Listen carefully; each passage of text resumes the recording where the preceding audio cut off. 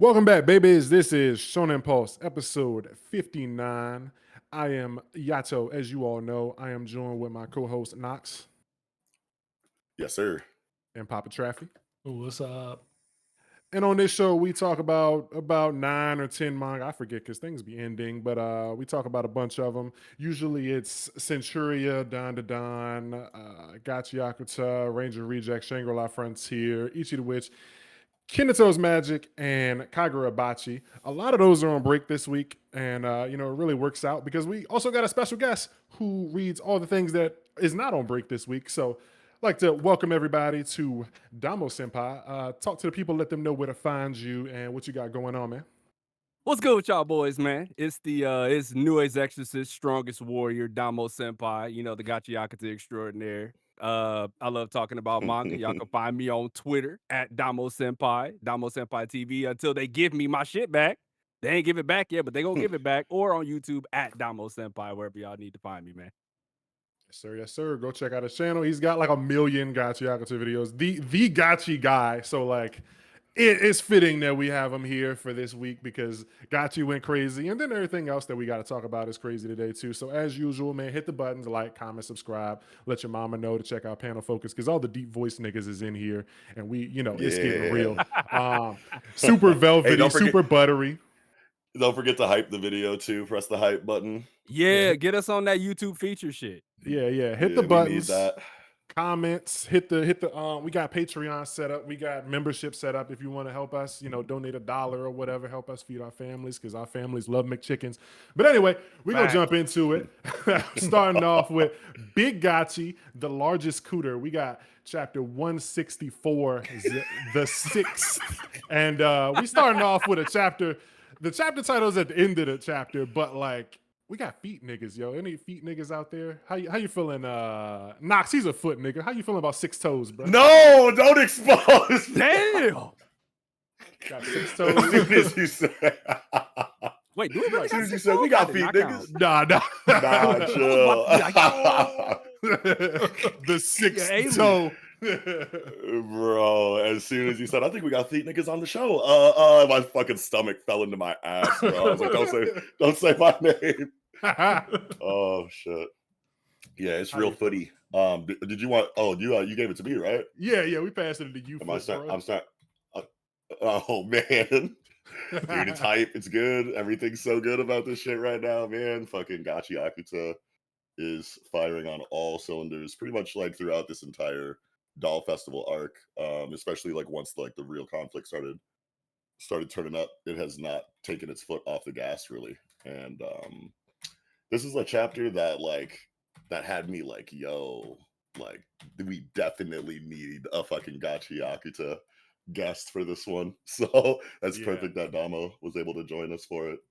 Yeah, that's exactly what I was saying. I got like halfway through the chapter. I say no, can't like not have a guest for this one. Gotta have bro. Yeah, this is a crazy sure. chapter. So yeah, no. So Damo, dude, I wonder how like. Go ahead. No. I was probably gonna start saying something that was gonna turn into a rant of some kind, like a mumbly one. So I'm glad that you. I love segues. Yeah.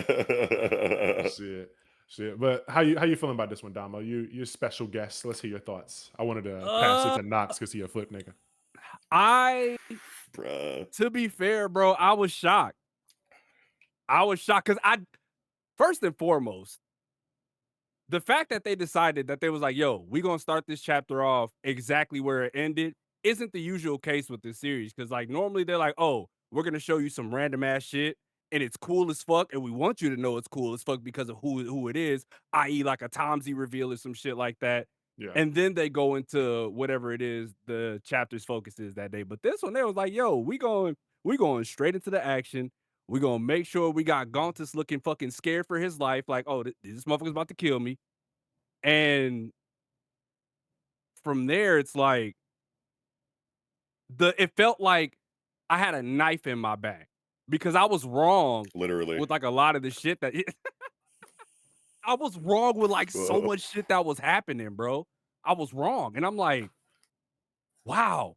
For the first time not only was my expectations subverted, but like I got the rug pulled from underneath me and I didn't know what was gonna happen.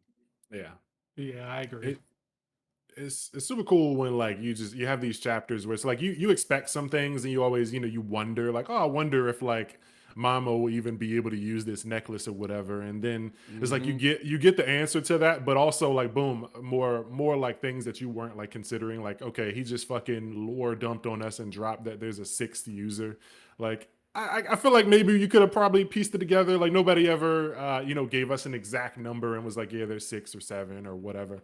But I like, just always knew it was more than 5, right? yeah. I hated that Did ongoing you? theory Okay. that people had that was like, "Yo, it's the 5 senses, taste, touch, smell, this," and I'm like, Oh, "I get yeah. what you're saying. I get What what you're saying, the and I'm giving." fuck? You didn't know Wait. that? Bro, Oh there no, was I this never heard of ongoing that. But then I'm thinking theory like, oh, where the there was like, gloves. "Yo, it's 5 pieces because of the 5 human senses, this, that, and the third." And Yeah. I was like, "That's cool," but for y'all to say with a The longer you think series about it, of the weirder it gets. yes, Yeah. it gets so weird because like you Yeah. start to piece together what everybody had and shit like that, and it's like, nah, bro, that shit not adding up.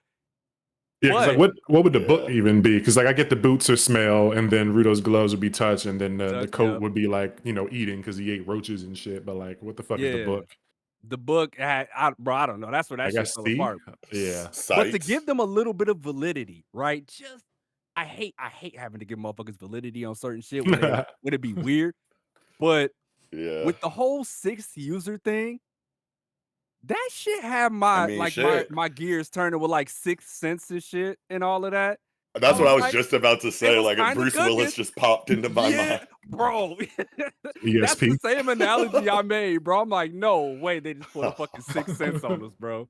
That shit is insane. But Crying. like with this shit, it was the first time where I felt like I was at a theme park, and instead of knowing where I was going, we just went down a tunnel and my fucking hands were up. I'm like, all right, just take me where you taking me, bro. Literally, Jesus take the wheel type shit. That Yeah, shit this was is fucking crazy. yeah, it was crazy. These What I loved chapters. about Go ahead. Go ahead. oh, I was just gonna say, just like going back to what you were saying about how because like we were having conversations, I think the last Gachiakuta review that we did, or maybe the one before, because I don't think I wasn't on the last episode, so it'd have to be 2 episodes ago. But we were talking about the There Watchmen wasn't there series. wasn't even a thing last Oh wait. episode. So yeah, it was the last time you were here. We didn't Oh, have okay, a okay, chapter okay, last yeah. week. Yeah. Oh, that's right, that's right. But yeah, we were talking about whether or not Maimo would even be able to use the Watchmen series because we got all that writing however long ago about how it drastically depletes your like mental state or something like that. Like if you're Yeah, not and it a certain depends kind of person, on like it'll make you yeah. yeah, it'll make you go crazy. And we remember that when Follow put the gloves on in like the Mad Max fucking information broker arc or whatever. That shit was And sick. yeah, shit was cold-blooded. But yeah, like he put the gloves on and then he started tweaking. And then like that they kind of like left that alone pretty much ever since then. And then when we're thinking of that when we see Milo get the necklace and we're like, well, I know this is scary because like holy shit, this nigga just got a Watchman item. So we thought it was down and out for this nigga. Like we thought it was over with, and now all of a sudden here's his trump card. And we're like, but it might make him go crazy. We might be good actually. And we like talked about that. We speculated on that. And then in this chapter, it specifically addresses that Yeah, in Maimo's writing or whatever. he fit And the one yeah, little requirement that was like, if you're unfulfilled, like it'll help fulfill you type shit. And Yeah. it's like yeah, he's been obsessed with yeah, becoming what? A god. So it's like something was missing exactly. inside him for him to be like, for the Watchmen series to be like, yo, you know what? I'm gonna help you. It's But interesting what because happens when he fulfills that hope? yeah. Unfortunately, he ain't Yeah, get for there. sure. It's Right. super interesting because this character is really just like, I mean, we had him as he was like appearing as a side character, as a radio personality like Thought once he or was a twice, but joke. yeah, but it's crazy Right. how he went from like radio host or whatever, and like, oh, he's just an announcer guy, President Mike, to like this god complex, achieving, trying to become a god, and talking about he's going after all of the other pieces. And it's like, wow, where did this character come from? Like, he's so Bro, powerful. He Right. got so much the like writing behind him. coolest part about that is I don't know if y'all noticed, but every single time he appeared, his face changed. His What do you face mean? changed Mm. and the way he started talking changed. So she was like, she was building that shit up. The first time we see him, he's like, "Oh yeah, I'm Mimo, your favorite weather forecaster, blah blah blah blah blah," and he looks all Hmm. goofy. And then you see him again when what was it? He's got a When little bit more. Rio, like when Rio was in the Yeah. South Ward and shit, and he started looking a little more menacing. And I'm like, Yeah, what he the got a little fuck? bit more aura suddenly. It was like, wait a And minute, then when the Doll this is Festival bro? got here and it was him on the TV, bro, that nigga looked maniacal, and I was like, hold on. Yeah. What That's is we doing crazy. here? And then that shit happened, bro. The way Urana writes this shit, it's like The it's way she segmented plans in a everything out, way. and she doesn't forget anything. Like, I love stories that like have that like strong sense of continuity and like consistency in Yeah, it's the and always Chekhov's like you gun could tell thing, that bro. She type shit exactly. whenever there's something there, it's going to be It used. doesn't forget to be used. That Yeah, Tomsy exactly. shit set the whole chain off, bro. The pinky shit, Yeah. bro. I have a notebook that I bought just for this series. It's crazy how that all came about too. But I have a notebook that I bought specifically for this series.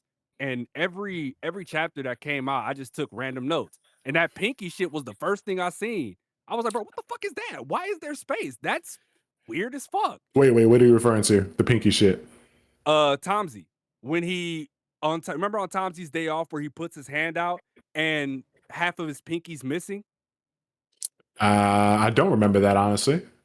Yeah, it's Tomsy's day off. It's like it's the big page that says Tomsy's day off and he's putting his hand out and Okay. half of his pinky's missing. You relate that shit back to the angel that appeared in chapter 1. You're like, "Oh shit, that makes so much fucking sense." Huh. Bro, I was fucking shook. I'm like, "No way, she pulled this shit back. This minor detail pulled it Yeah, all the she's way to cooking. now Yo. into the fucking angel reveal." And what was that? 110? It was like, yo, come on, bro. That made me go back Oh. through every little note that I had, and I was like, wow, she really accounted for everything. Yeah, that's Yeah, crazy. and it's crazy that there was like a little bit of like so when the Gachiakuta anime started and we finally got to the Amo storytelling in the anime and Tamsi's character was like finally being used or whatever in the show. I had never heard his name pronounced by like a Japanese person before. But then when they said his name or like Tamshi or Temshi or whatever, Yeah, and I was like, Tamashi, yeah. wait a minute, and then I like looked it up, and the fucking Japanese word for angel is Tenshi. Yeah, So bro. it's like, It's kind of crazy how yeah, it so it's plays like a on each play on other. words. Yeah. Yeah, it's like a play on words, like super subtle, like foreshadowing to let that like his name is pretty much Angel. And Yeah, then that's come to crazy. find out who the angel nigga was. Yeah. I never knew that. Bro, Yeah. that Like I'm like, broke damn it, me. Kairana, you got me. Yeah. Yeah, she been delivering, yo. Traffy, how you feeling, man? How you feeling about this chapter? Man, I love this chapter, just in general, but especially getting towards the end.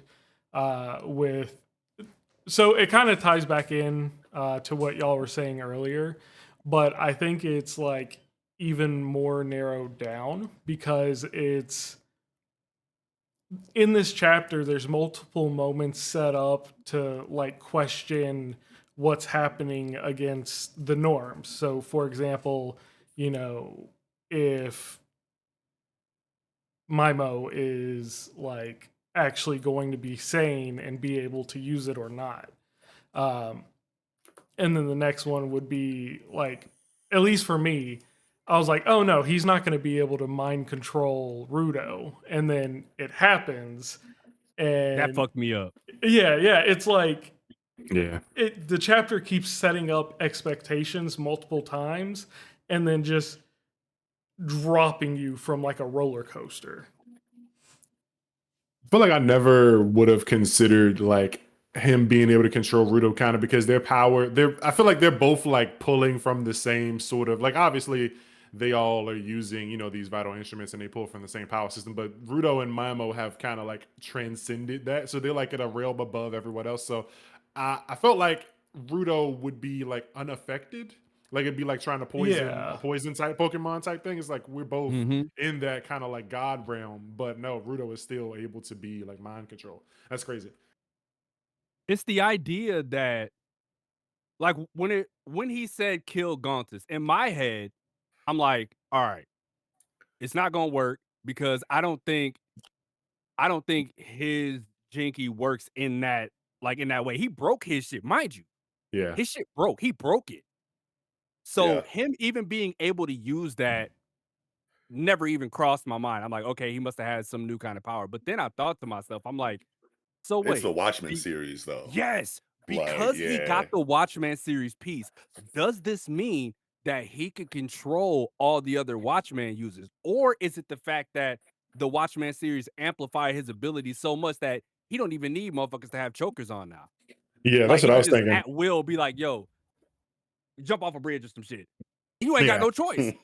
Yeah, I thought of it Yeah. like it was just amplifying like his, whatever technique would be like innate to him. So like it just amplifies his own thing that he already had from his previous like Jinky or whatever. But a small Yeah. But tidbit that I don't know if y'all noticed. So you know how like with the Watchmen series, it's one of the rules that Gauntless's dad was like, yo, if like if presented to its master, it gives it a choice, right? I So think I remember, yeah. Yeah. did y'all I do not notice remember when that. like it was page 9 where the watch like it was like all the pieces of the Watchmen series and they were like there's a sixth one. Did you Yeah. notice at the bottom where Rudo was like, I have to kill him. Our only chance is to kill him right now, as if he as if he's the master of the Watchmen series now, and he gave the order for something or someone to kill him, whoever has that other piece of the Watchmen series, bro, because that shit happens like a little bit after this shit. What do you mean? Like Rudo gave the order to the whoever the other Watchmen series user is, because I assume with him being, in the Sherbrick lineage, that the rightful master to this shit is him. Yeah, like he's just inheriting it or whatever. Yeah, so that those little 2 panels on page 9 had me thinking like, okay, whoever killed Mimo at the end or split him in half and took the necklace off, I thought it was the 6th user Mhm. because of the way it ends. Oh, okay. Yeah, So because I'm they're I see like, definitely what you're hiding that. saying. yeah, kind of like issuing an order to another Watchmen series user, which is crazy because I wonder how that would have transpired if, say, Amo or Zodil was in the same area. Like, what would have happened during that? Bro, that shit got me so curious about the rest of this series, So bro. you're thinking. So basically, what you're saying is that because of this dial or this inner like thinking of Rudo's on page 9 or whatever, where he's like, I have to kill him. Our only chance is to kill him right now. You think that was like a Watchmen series specific like telepathic shout Yes, to bro. the 6th user, and maybe even Rudo doesn't even know that he's talking to them, and he's just Yeah, like thinking it because loud remember, enough this has for happened that before user with to him. like pick up the beacon and then pull up. Okay. It happened Well, with it him happened with before. him before. Oh, Yeah, where like something weird happens and he doesn't know how to properly explain it. For instance, when he helped awaken Follow shit, he didn't know what he was doing, but the Watchmen series was helping him enable Follow. Because remember, at that point, we're thinking, okay, it's not going to be able to react with Follow well because we seen what happened when he put the gloves on. But at this point, right. Follow was wallowing in self-pity and he was missing something. So what did it do? It helped fill that void and speed up his process. And Rudo didn't know why that Yeah, happened. that's right. But Yeah, now we because and then they were understand like kind why. of breaking it down. They were breaking it down in the hospital, and they were talking about how like yeah, everyone has like a jinky, unique to them and like powers associated with it. It's basically like in Hunter x Hunter terms, but it's like your Hatsu, but then there's like base level like Nen that like kind of like any like the base power system energy that doesn't manifest itself as your specific technique, that Mhm. like it was being manipulated in order to trigger Follow's awakening to Yes. become a Anima in Jinky this user. verse. Yeah, anima. That's right. That's the word I was looking for there. So basically, the way that I remember them breaking it down was that 3R interacted with, um, Follow's anima directly, and because of Rudo's power with 3R, it like triggered. Helped accelerate it, bro. Yeah, it triggered Yeah, accelerate. and that's why 'Cause it wasn't they supposed were to happen worried. They yet. were like, yeah, they were like, yo, if you deactivate your shit right now, is Follow gonna like disintegrate, like or whatever? Because it's basically like you're using you know, the ability we've been seeing you use on inanimate objects on a living person. So that's like where the scare was kind of coming from. But I like that. I like that connection logically on why it was able to work that way, because that is a good example for why Mimo specifically, for example, in this chapter, was able to do what he was able to do with his technique, even though the chokers weren't a part of this of the equation, because the Watchmen series just like takes it to that next step, and it's actually able to kind of like bypass the hard limitations of the power system as we understand it right now, so that it can do not something completely outside of the realm of whatever you were originally able to do, but just like a little bit more than what was there before. So it's not like it's broken, but it's not like you're literally just like warping reality or doing some fucking like Franklin Richards shit just because you have a Watchmen series item. Like it still makes enough sense inside of the rules that we have so far, but it makes sense that like, oh, the Watchmen series, the special artifacts that are the whole reason the story is happening right now, that are super powerful, can kind of do this thing and take abilities to the next level in one way or another. And that's just tight to me. So I did see some people saying like what they think this was, because like I still have no clue. Like on these last 2 or 3 pages, like when Mamo's chest gets fucking ripped open, like I saw some people Oh saying they thought it boy. was Hyo, and I don't like it. Like I heard if it's niggas saying someone this was Engine. if it's someone Yep. with a if it's Yep. someone with a sword, like I feel like this kind of looks like a sword, but it also doesn't, because it doesn't have like a swordy sound effect. Like I don't know what Grim is, and then Flutter, but like, oh well, the Flutter is, I guess, the sound of the necklace like falling. But like this sound effect, I Yeah. feel like isn't usually associated with any It's sort of like like when slicing. I see that like grim shit, I think it's like cutting through space for Okay, some reason. Like it's like cutting through like space or time and shit. And I okay, have a theory about that shit. That's a okay. whole nother video that I plan on doing anyway. But there's like little things that I don't know if anybody else noticed with this shit as well, right? So on that same page 9, the panel before Rudo goes on his spiel, do any of y'all remember where y'all saw that design at? That looks Like like just that weird ass design that's on that panel. looks kind of like the hole that when Zonka was down in the well. Kind I of looked got like, one better for you. okay, Wait, Do which you page? page the 9. yeah, It's 9 bottom the right. panel to Oh, the right. Yeah, bottom right. Like when I see this, I'm thinking okay. like someone down in a Oh, hole looking up at the light. oh, sure, yeah. But what do you got, Damo?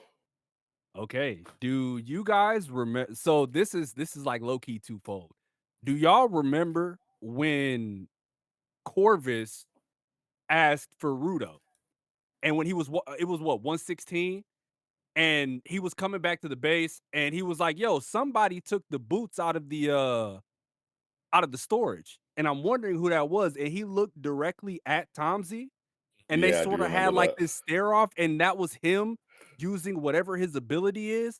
I also kind of tied that to Sixth Sense in a sense, right?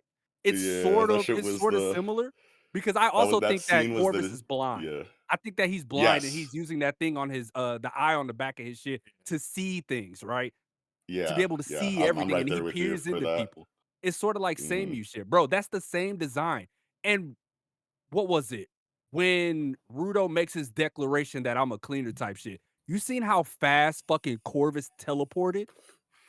Bro, he fucking teleported. That's what made I think that this shit is Corvus that Yeah, I've pulled up. Wait, seen. Yeah, it I what? looks think like that shit's someone. fucking Corvus that pulled up to help. And that Wait, shit got me what? hyped because I'm like, bro, are we finally getting that shit?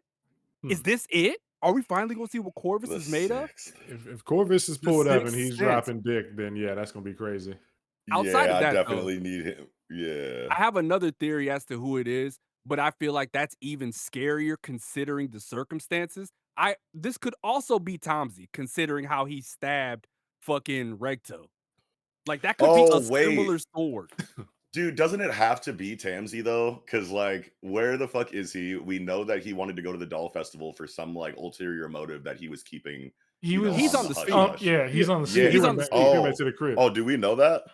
He Yes, said he was bro. taking time off, and then we saw Yeah, him he in was that taking little time off. flashback That or whatever. design, there's a whole bunch of theories going on with that shit too, like how that Castlevania castle looking shit, fucking cathedral, whatever it is Yeah, like in design with the Watchmen series and whatnot. like that's what's on the other side of the wall, right? So wait. So I want to know what you think the sixth item is. I got two guesses, but I want to know what you think it is. So surface level, Corvus, the eye, sixth sense, seeing all, right? Like that's surface level shit.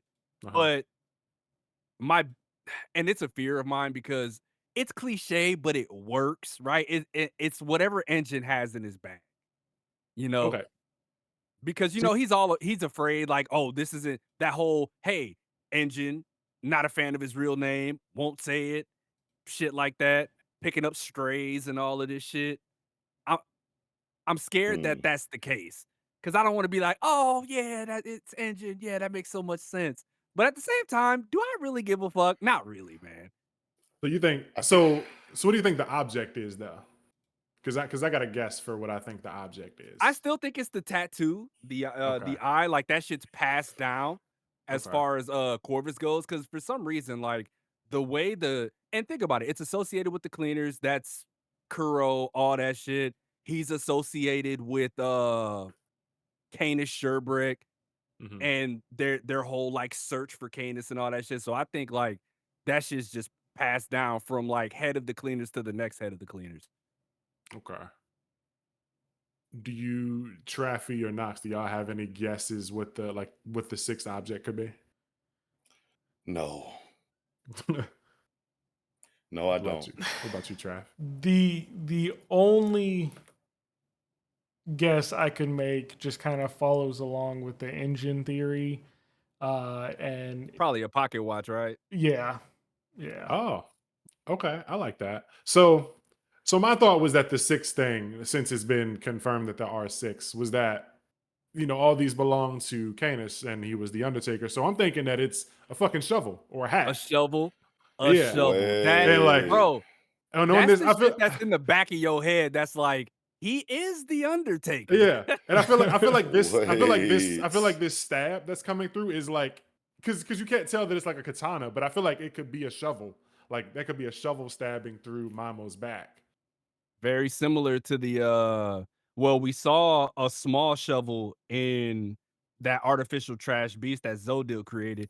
And there Yeah. was also that weird ass idol that Bundus had. Yeah, he gave it to Bundus and he had a shovel. And I was Bundus. like, okay, so like it's either he's got to have a shovel or like a hat because Undertaker niggas be wearing like fucking hats and trench coats and shit. So it's like I But when feel you like a look at shovel Canis, fits. when we saw him, there was no hat in sight. It was only gloves, pants, jacket, all that shit. Yeah, could have took that bitch off, but I feel like He could have. shovel is strong. I feel Shovel like makes shovel the makes most sense. fucking sense though. But like we also, like you said, pocket watch could fit because we have been seeing this clock and this like watch or whatever for many chapters now. And remember that we only saw that like the first time we saw that was with Engine. Yeah. yeah.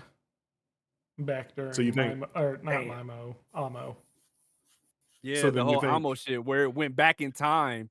Like it went back in time, right? After it showed him like passed out on his knees, it went back to us like running into Amo type shit. Yeah, yeah, and it would fit because Engine's one, like we've been seeing Engine, recruiting people and we've been learning a bunch of people's like backstories and stuff. But Engine is like the one who we have not like seen shit for, besides the fact that he's been like pulling up and recruiting people. So it would be cool if Yeah, he was she's the been one that saving was his kind shit. of if he's the one that's kind of been getting drip fed through these like cover chapter stories, sort of like One Piece does, whatever. And Yeah. then like later on we'll get kind of like a more condensed like arc for his backstory or whatever. So yeah, if this is Engine, then I'm here for it. Does that not scare y'all though? it does. That yeah. So low key, Wait, I what's was scary about it? So I've always said that Engine was gonna be last, right? He was gonna be the last guy because I feel like he is super whatever his backstory is super integral to the story. And it's gonna be like some end game bullshit. And we were gonna get like Rio before him because obviously I theorized that whoever that lady is that was working with Mimo is either Rio's mom or a relative to Rio because they got the same facial structure and hair, like hair and all that shit, bro. And that was her main focus during the whole shit that was going on stage. Hmm. But that's what scared me because I'm like, if we're getting engine shit now, are we closing? Are we closing up? We closing up shop? Are we about to do some Hmm. end game? I doubt Nah, that. I don't doubt think we that close very to the much. end. I feel like there's just way too many like plot threads dangling still. And Yeah, there's way too many, really big questions that Kei Hirana has made us ask that she knows we're gonna need answers for before. Like, not every single question always has to get answered before the end of a series. But I feel like when a series is like, has this many mysteries that are so intriguing, like you got like That's why I was imagine. afraid. Because I'm Yeah. like, is all this shit just gonna be left open ended? I think so. It reminds me of like because the Doll Festival, people before it came out, we learned that they were going to the Doll Festival, and then like we went to like a whole other arc or two before we actually got here. So I want to say it took like 20 or so chapters before, like, from the time where we found out about the Doll Festival to actually getting here. And even then, I didn't think it was going to be such a large arc. So it kind of feels like this is like Gachiakuta's like Shibuya incident, because we learned Yeah. about it, they talked about it, and now we're here and a lot's happening. The world's changing. We learn, and such a big character, Mamo. He's like come and he come out of nowhere, and he introduces so many like concepts and ideas and things like that. We learn about Gounces, and we learn that there's 6 things, but I don't think we're near the end. I think we still got several smaller arcs like the follow arc when he became a user. We got We need one several for more. Rio. We Yeah, need one for like the little kid, like Team Child. We we got need more. the Team Danger. There's so much shit that we It's a need, lot of bro. characters. Yeah, because there was like when Rudo like joined the cleaners, they showed like hella characters, and we haven't seen a lot of them. But this is just there's definitely a lot left. And fuck, where was I going with this? Fuck. Anyway, I'm gonna just skip to another thought I had. What if it's just fucking two Lily, bro? Well, Yo. we've been talking about two Lily needing to pull up, and how like the last time we saw her, she looked like she was getting ready to do some shit. So we know that she's gonna activate at some point. And then like I was bringing up like the whole Tansy situation. Apparently he's on the sphere. I swear I have a memory of him like having a line of dialogue or like an internal thought of wanting to pull up to the Doll Festival for some reason. No, I he just might be wanted to wrong go on about that. vacation. Remember, it Yeah, was the conversation with him and Corey. He said, "Oh, I just want to go on vacation." yeah, maybe It it felt a little was. bit maybe it felt a little bit more subtextual than that to me, like, because Yeah, obviously he's not going to tell Corvus what he's really planning on doing, and he kind of like lives for the chaos that he creates inside of Rudo's life, and he knows that Rudo is going to be there and shit. So like, I don't know, I just had a memory that made me think that he was going to pull up to the Doll Festival, but I don't know. I'm looking at this damage on Mimo on page 14, and we were having a conversation a little bit earlier in the segment about like what weapon is attacking him here. And then Yato pulled out or mentioned the sound effect or whatever, and that's why it's so like frustrating sometimes when I'm reading these manga, especially in a moment like this where you don't know where the damage is coming from. But like the onomatopoeia that's used here in the English translation or whatever is like pow. You know what I mean? So Yeah. that could be like gun or like something like that. But like with the katakana for it though, I'm trying to like make out the characters or whatever, and it's like a zoo. I think it's like a zoo pa like sound effect, right? Because you have like the katakana su, and then you have the dakuten, which is like the fucking quotation marks that are like next to like Japanese characters. Sometimes it turns like su into zoo basically, and then the one under it looked like I don't know. It looks like a knee to me, like a katakana knee, but like that doesn't make sense because the Handakutan is like right next to it. That's like that little circle next to the character, and that makes ha, he, who, and ho sounds into like pa, pi, poo, and po sounds. So I feel like it has to be a ha. So it's zupa, and that is like used for fucking like slicing, um, or stabbing, or like not it's not a gun, you know what I mean? Like so it's not any kind of like explosive thing. Like it has to Because be like some even when you kind go to of page melee 14, he's weapon. like Yeah. split in half, Yeah, right? Like he exactly. fucking split. So it's like it had to be a sword. It And Yeah. to your looks. Yeah. point, Yato, I I don't know if it's a good idea for it to be Lily. How you feel about it? Because remember, if she uses her ability to kill someone, in turn, she also dies. I've Yeah. been saying Yeah. that. If she But if saved her it boo, though, it's but worth. if it yeah, she would do that to save Gauntus, I want to She say. would. Yeah, but Yeah. not before Her we even see ability, her. her ability she's got like a fucking fourth wall like ability because it transcends anything that we know. She can do anything. So as That's opposed to like offing or just stopping Maimo in his tracks, why wouldn't you just like remove the veil from Rudo's eyes with him being controlled? You know what I mean? Yeah. yeah, but like the thing, another thing that kind of like leads me into that like train of thought is like the fact that like with the pow sound effect and then the like the symbols like coming out of his body, it almost feels like it's like a Feels tune mode cartoonish, type. right? Yeah, Yeah, and like yeah, I it's get like what he you're saying. exploded like a balloon, and it's like his stuffing is coming out, and it's the sound effects. It feels weird. Not the stuffing. Okay, hold on. I looked it up. So Zupa is a Japanese sound effect.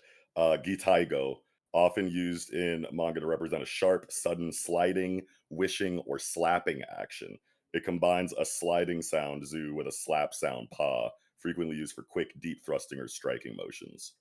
So it could be Mm. Umbreaker, like that fits for like Umbreaker like attacks, I want to say. Obviously it fits Yeah. for like sword attacks. So like we have Hyo and Engine still on the table, I want to say. Two Lily can just do anything with her shit. So like it could literally be her too, just because of like the nature of her abilities. But I really don't think that before we even see her in this scene, she would use an attack that would eventually just kill her moments later. And then like what we Yeah. see her for a second, she's like, "I did it, Countess," huh? And then she's Yeah. done. Like, I've yeah, always loved you, and then like turns into a bunch yeah, of like birds and flies yeah. away. Yeah. Like, nah. Like, nah, that's not how But she's what gives going more out, credit bro. to Engine is chapter 163, right? Because the boot, well, what I thought was a boot.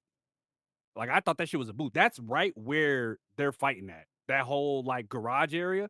Yeah, That yeah. first page is where they're fighting at. So it was whoever's shoe this was that showed up. Now, I thought it was a boot, so in my head, I'm like, "Oh, it's gotta be a cleaner," right? Because on my monitor, it didn't look like there was a leg right there, like, there was, like, a cutoff, and it was somebody else's it was just a random shoe. But somebody pointed it out and was like, "Yeah, there's a big space there, and it's like a low-cut shoe." So everybody was like, "Yeah, that's Engine's, like, fucking dress shoe," or whatever. I'm mad Wait. that like I didn't think about it, but like that chapter title was Sixth Sense. Then we jump into this. We're talking about like the six senses and why it's probably Yeah. not themed after that. And And then this then the chapter, 6th. yeah, the six. So there's a lot of six stuff going on. Which So It's makes you think, what's the next title for the next chapter, right? Is it gonna yeah, be insert name, the sixth user?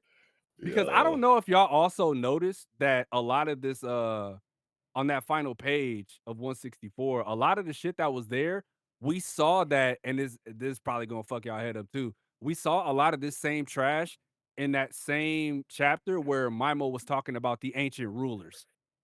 Nah, I Right? don't Like, remember that. we saw all of this trash there.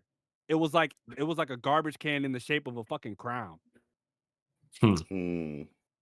and, Yeah, like, I'm all gonna have this to go trash back was and look. there. I do like the I don't remember the the stopwatch idea though, because like for one I want to say I love that like this blow was dealt to him and we don't know who it is, and it's like damn, you gotta wait a week to find out because there's many people who could have done this, Fucking whether you know. cliffhanger. Well, yeah, the cliffhanger is crazy because there's like five niggas who could have done this. Who is strong enough to do this is another question, but like Yeah. there's a lot of I people be who would counting have Hyo done out, this. though, right? Well, I I don't. be counting Hyo out because for Hyo to show up, that means August has to show up. That means the other weird jester who I just assumed was, like, a weird offshoot of Lily has to show up. Yeah, And then Asia has to show up too, because like they were originally going to look for like an extension cord for her to like fucking be able to heal people and shit. yeah. That's the only reason I be counting Hyo out. But her showing up would be weird considering her initial premise is like it deals with Zonka, and then they were like, yo, you want to join the cleaners? That would be so cool, type shit. Mhm. I do Yeah. like that. As far as who Go could ahead. be strong enough to do it, I don't know, man. Fucking Zonka did damage to this version of to Yeah, But he not did to Zonka's this bust his god. extent. teeth. Remember, it Yeah. was only like a cut to the face. And that cut to the face, he was like, I'm gonna yawn and open my mouth. Thanks for giving me a Oh, mouth so true. I can No, talk shit. you're so right. This is it real damage. it Yeah. could Bro, also be split him in Kyoka. half. Who? Is she that Kyoka. strong though? Well, she's she the uses leader guns, of the Hell Guard. Wait, what? Doesn't she have a sword? From what I remember, she had that long ass gun. She When definitely they- had a when they rifle. She took did out that have a one gun, dude. didn't she? Wait. Yeah. When they took out that one X-rated. It was funny that she made it a point that this was an X-rater, like he was excommunicated. Oh, she does have a sword on her too, though. Oh, okay. Does she? Is it like Right. in the flaps of her coat? Not in the flaps. I'll send the picture in the Discord, but Oh, I see. Wait. You can kind of see it. Oh, It's like in yeah. her. You Yeah. can see the scabbard a little bit poking yeah, out the and we waistband. know she is yeah, there, and we haven't seen her do anything since showing up. Huh. I don't remember her being there. I remember the brother. She's there, but Or- it's like she's operating from the shadows. She was trying to find like the centerpiece to all this shit. So you know what? That very well could be the case because everything is right here. This would be the worst case scenario if Traffy was right, because like Jesus Christ. Yeah, because that Why is it always me? We do not want that, man. Please, because like Urana, don't do imagine this to she me. shows up, Kyoka, the 6th series user. I've been here this whole time. Boo! Bro. Yeah. Bro. Come to find out she can like turn invisible or some shit. She's just been standing there waiting That'd be for the so moment. whack, bro. Tomato, I'm throwing tomatoes. Okay, so Build up. I do have a question though. So from here, where does the story go? Because is another threat going to show up after Mimo, or is Mimo going to get worse? Because towards the beginning of this arc, we had that flashback scene of Injin and Simyu in the bar talking, where Simyu was saying she was basically going to go blind herself to see into the future. Yeah. What were they worried about? Yeah, so that definitely has to get paid off at some point too. I doubt it That was my this- biggest fear too. I had a Yeah. big fear about that because, like, imagine all of this shit didn't happen. Like, this was all like a future sight thing. Oh, Yo, God. wait, dude. And then we then wake up. She goes. Can you like, imagine? it comes back to Samu and she gasps like, "Oh!" And her then eyes Angel's are like, just "Yo, bleeding. yeah, Her eyes are and- bleeding yo, and they're what just gray happened? now. Yeah. Don't go to the doll festival." Bro. And it's like Yo. that. I think that would suck personally because it's like Yes. all this shit just happened and now all the stakes that were set were fucking ripped away. And now Yeah. it just feels like Mickey Mouse type shit. And it's like, it's whatever. trippy to think about. Like, it's trippy to think about. Obviously, like when you said it, I like kind of like got goosebumps, and I was like, "Yo, imagine that!" But like as a storytelling decision, that shit would be. But- nuts. Well, maybe yeah. this all has to happen. And So- whoever she told about this shows up to assist Oh, in this moment, okay. in this very moment. And that's why that whole like it could be whether it be Corvus. Corvus or Engine would be so fucking sick. More That would Corvus be than sick. anything. Yeah. Because Corvus damn near pledged his allegiance to Rudo when they Mhm. were doing the whole little cleaner thing. So I'm like, yo, this would be the time.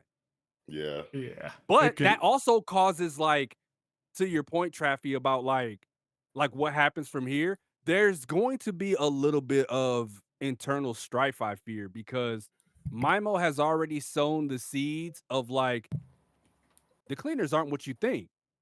Corvus Yeah. ain't what you think. Are they Yeah. really trying to help you? Are they really good for you? The person who killed your father, even though it ain't his father, I still think Alto Sherbert can show up at some point too, but that's a whole separate point. Whoever killed Recto is also a cleaner. He's right there.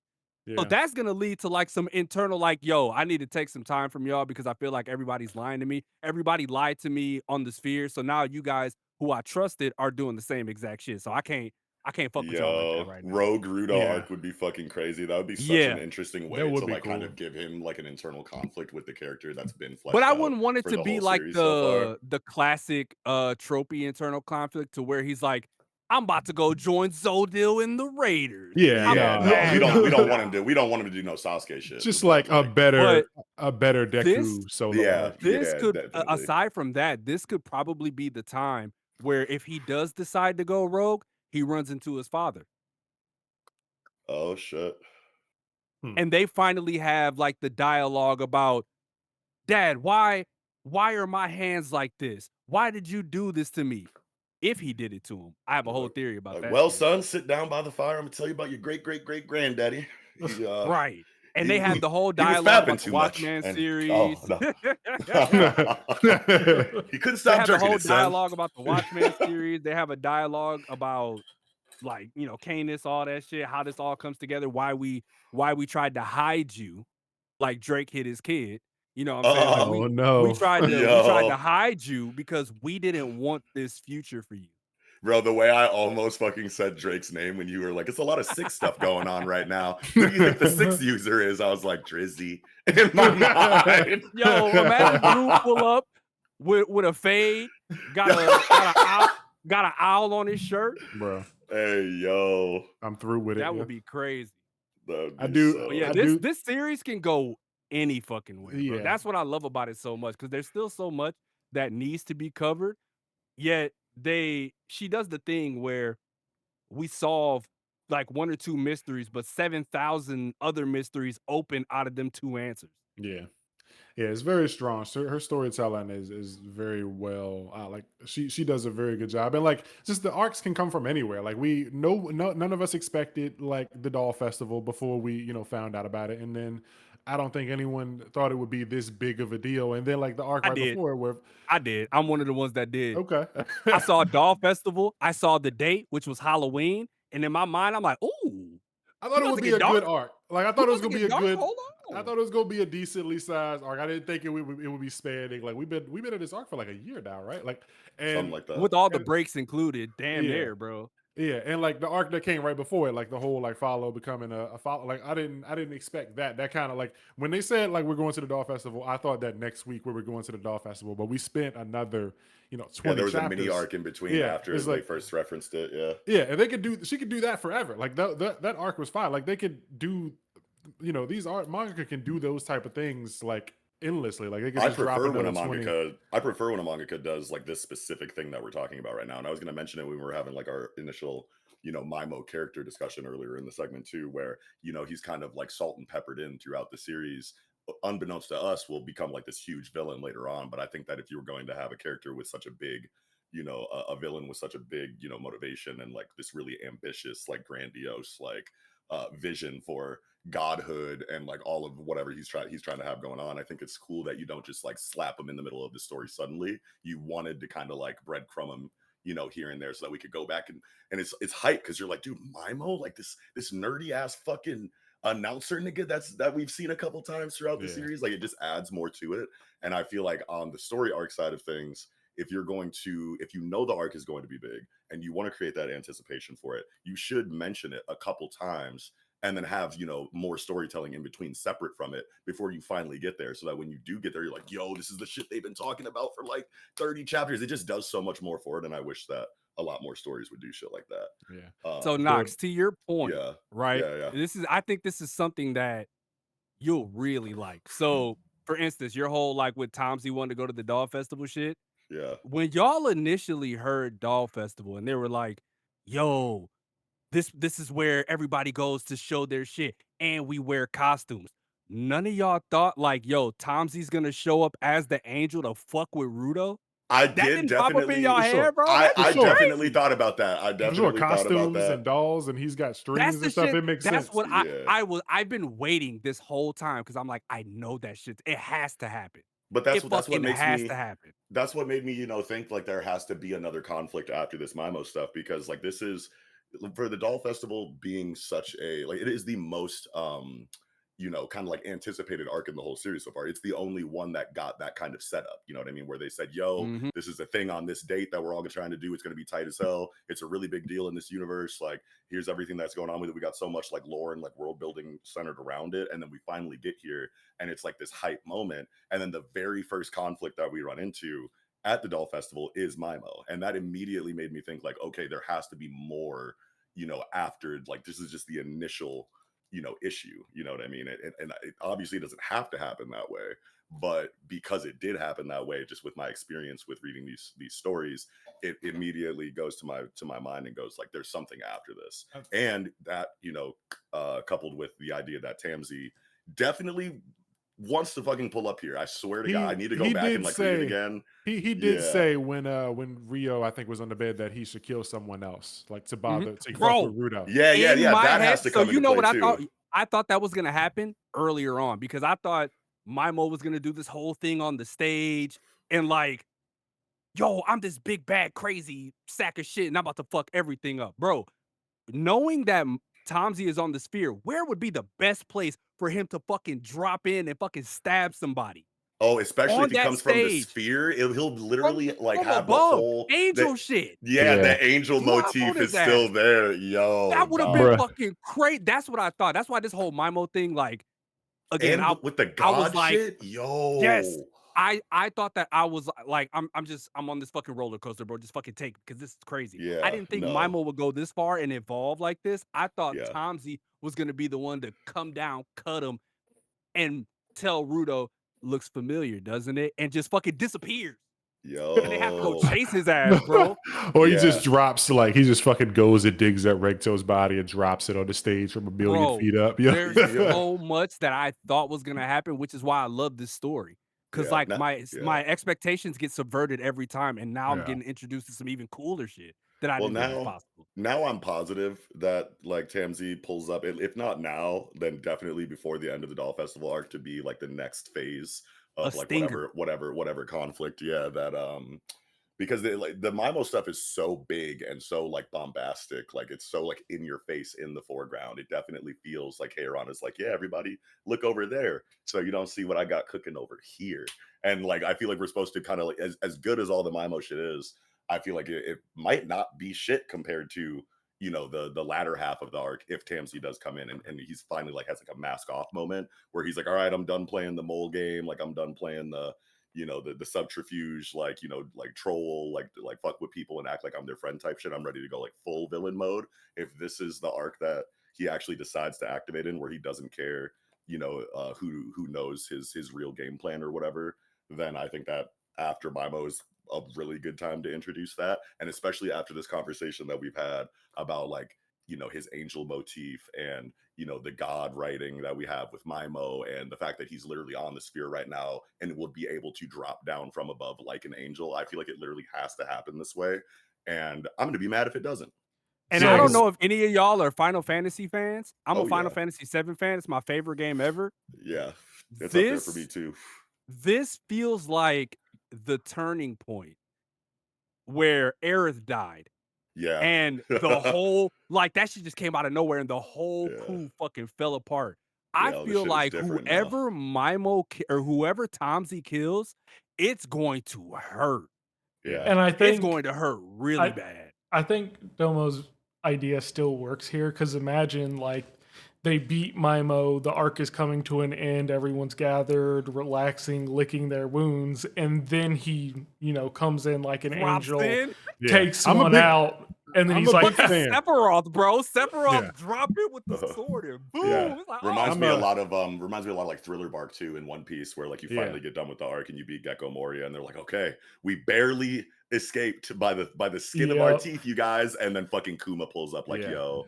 Gotta nuke y'all niggas. I'm a big fan of that. Like catching characters when they're off, because then you don't even have to have the character that like pulls up be like an escalation of power. Like the character doesn't have to be a bigger than life character like Maimo. You don't have to outdo Maimo, because everyone's on their last leg. So like a straight regular nigga could pull up and just be like at 100% full health. HP. Yeah, and just a healthy person pulling up is a threat to everyone after Maimo is done, because they don't have wounds. So it's like having someone like Tamsi, even if he, like, not saying he's not gonna be like a big deal, but like even for him to just pull up regular, like it would be a big deal. But if you just sprinted for like 3 miles straight and then you're like exhausted at the finish line, and then some 7-year-old pulls up on you like, yo, you want to race? Like that's a problem. Bro, everybody's gonna be the screen painting when he pulls up. It's like, oh fuck. No, on God. Seriously, bro. Imagine he does it. He just like we don't even see how it happened. He just pulls up like with somebody in his hand. Like he just got what's her name? Amo again. He's just holding her by the hand, like choking her or whatever. It's like, yo, Rudo, you remember her? And it's like, I didn't fucking finish the job last time, and he like executes her on the stage or some shit. Yo, that's one of my disappointments though, so far, right? With this arc. I for sure, with everything that happened with Amo, I thought that this was going to be her redemption arc. Honestly, it could still happen. She could do some crazy shit in the Yeah. long run, but she set it up with discrediting Amo, like, oh, are you sure? You know, you really love Rudo, blah, blah, blah, blah, blah. And then she couldn't do nothing. And now she's on this walk with food trying to figure out like what she really wants to do. You know what I'm saying? So do you think Gauntz is gonna die? No, I think it's gonna be somebody of even more importance. Okay. Oh, But wait, my reason yeah. my reason for asking that is because like this necklace is no longer on Mamo's neck. So does like once this conflict is resolved, if Gauntz lives, does Rudo give the necklace back? Or does Rudo, like if Gauntz dies, does Rudo then take the necklace and have two pieces for Remember, himself? to his master, it offers the choice. So he can either keep it or give it back because of what it represents. I for sure think he's gonna give it back. Okay. But Gauntless can die in some fucked up way, by the way, because remember, he's got like an artificial heart, and with all the bombs that were like set all over the place, bro, Maimo could have some shit where everything is fine. Oh yeah, hoorah, we won, and this motherfucker Gauntless just explodes. Yeah, it could be some As a last like fuck you. Okay. Yeah. But I think some I hate the idea of death in the sense that I'm only doing it for shock value and there's no real substance here. I'm just gonna kill this person and we're no longer gonna like because it's the last thing you were expecting. Yeah. Yeah. And also you never want to like I don't like when they introduce a character and have them die in the same arc, but it's like, does Gauntis live on from this? And like if so, what is his role like continue to be going forward? He becomes what Two Lilies man Kuro essentially was. Right? Nah, the whole so he should die actually. You think so? he said because he said two lilies, man. Yeah, I was like, actually, that's me, buddy. So yeah, go ahead and get this nigga out of here for me, Urana. Man, I still can't believe the first time I saw her. I'm like, whoa, we doing this here? Yeah. But I do think that he's gonna fill the info broker role, essentially. Okay. Because think of all the information that he has. Yeah. The main reason they even went there in the first place is because Rudo wanted information on whether it be to get to the sphere, shit that's happening on the ground, who killed Recto, blah, blah, blah, blah, blah. That is his lead. But what's also fucked up here is there are some memories that Maimo has that he specifically kept away from Gauntis that made him wipe it away from his memory. So if he dies right here, we're low-key kind of fucked too. Because we need him. I have to think about the idea that Kei Arana put into the writing about Two Lily's ability and how if she uses it on someone, you know, she'll die. Like that has to get paid off at some point because that's like a Chekhov's gun situation too. Right. I feel like you don't introduce that it can idea do anything, without, right? Yeah. It can do anything. But so that's what I was gonna say is that like either she uses her ability on someone else and then dies, and we get like all of this amazing writing between like her and Gauntis before that happens or something like that, and it makes sense for her character to be sent off in that way. Yeah. So it's either that or like she's aware of how her ability works and has found a loophole inside of her ability because it is at the end of the day kind of like small scale reality warping to a certain degree. So like if there was a way, and Kei Arana would have to write the shit out of this, you know, in order for it to feel good enough to work, which I don't, you know, think that I don't think that she's incapable of doing that. But like it would either have to be the Chekhov's gun goes off and she does die, because why else would you bring that up if you weren't going to show us that at some point? Or, you know, we get this stellar writing, you know, related to how she's manipulated her abilities in a way that blocks the that caveat, and it's And really hype imagine and that's cool. been the thing the whole Yeah. time. Like the reason we've seen the clock is because she's got some sort of like reality warping thing to where she could like manipulate time or manipulate certain things from happening. Oh I shit. would love Okay. if there's some kind of like fourth wall bullshit going on. That'd be kind of That's what crazy. she is. She's a hella fourth wall character, bro. So what if she can like, oh man, if it's time related, then she could like use the ability on Mimo or And Tansy or something like rewind it that, back. Yep. and then Rewind rewind it back time to him only dying. for herself. Rewind time Oh, only for shit. herself to put her body in like the exact state it was right before she sent the attack off. So That like, would be so sick. Mimo still takes the damage, or Tansy still takes the damage, or whatever. But then when the ability is going to proc and like kill her, then she just rewinds time for her own body back to before she fired it. You know the That would be craziest part tight. about that though, right? The whole Hmm. negating damage thing. You know there's only one character who has that charm left. Well, oh, who? Tomsy. Tansy. He's the only one. Oh, He's the only one who has that left. yeah, that he didn't fucking take fatal damage when everyone else did. Yep. He's the only one. Oh Bruh. my Yeah. god. So much can happen, man. Like the Watch- story. It could get really fucky, bro. Bro. It could get really dark and really fucky real fast. Yo, here's blew my my brain, bro. What That's the why fuck? that's why I'm saying whoever he kills, it has to be somebody of insane importance because he still has that in his back pocket. Yeah, so then when they rage moment and try to fucking like kill him or some shit after he kills someone perfectly else, fine. he's just gonna eat that shit on purpose and be like, yo, you forgot again, didn't you? And it's like, like, because that's what he said when that's what he said. He said, "Did you forget?" He told Zonka, he's like, "Did you forget? Everybody had them charms," and it showed Rimley. It's like, wait, damn. Zonka didn't take the damage. He didn't. That Zonka is just fucking strong. Zonka he just don't get the took credit the he damage. deserved, bro. He just took it. He tanked the hit. No, Zonka just took the damage when Mimo hit him, didn't he? Right. He got his like fucking stomach blown out or some shit, and then he was he also got away. he also got his stomach fucking like blasted by fucking Jabber. Remember? Oh yeah, that was you're supposed so to right. be the damage, but he tanked that hoe.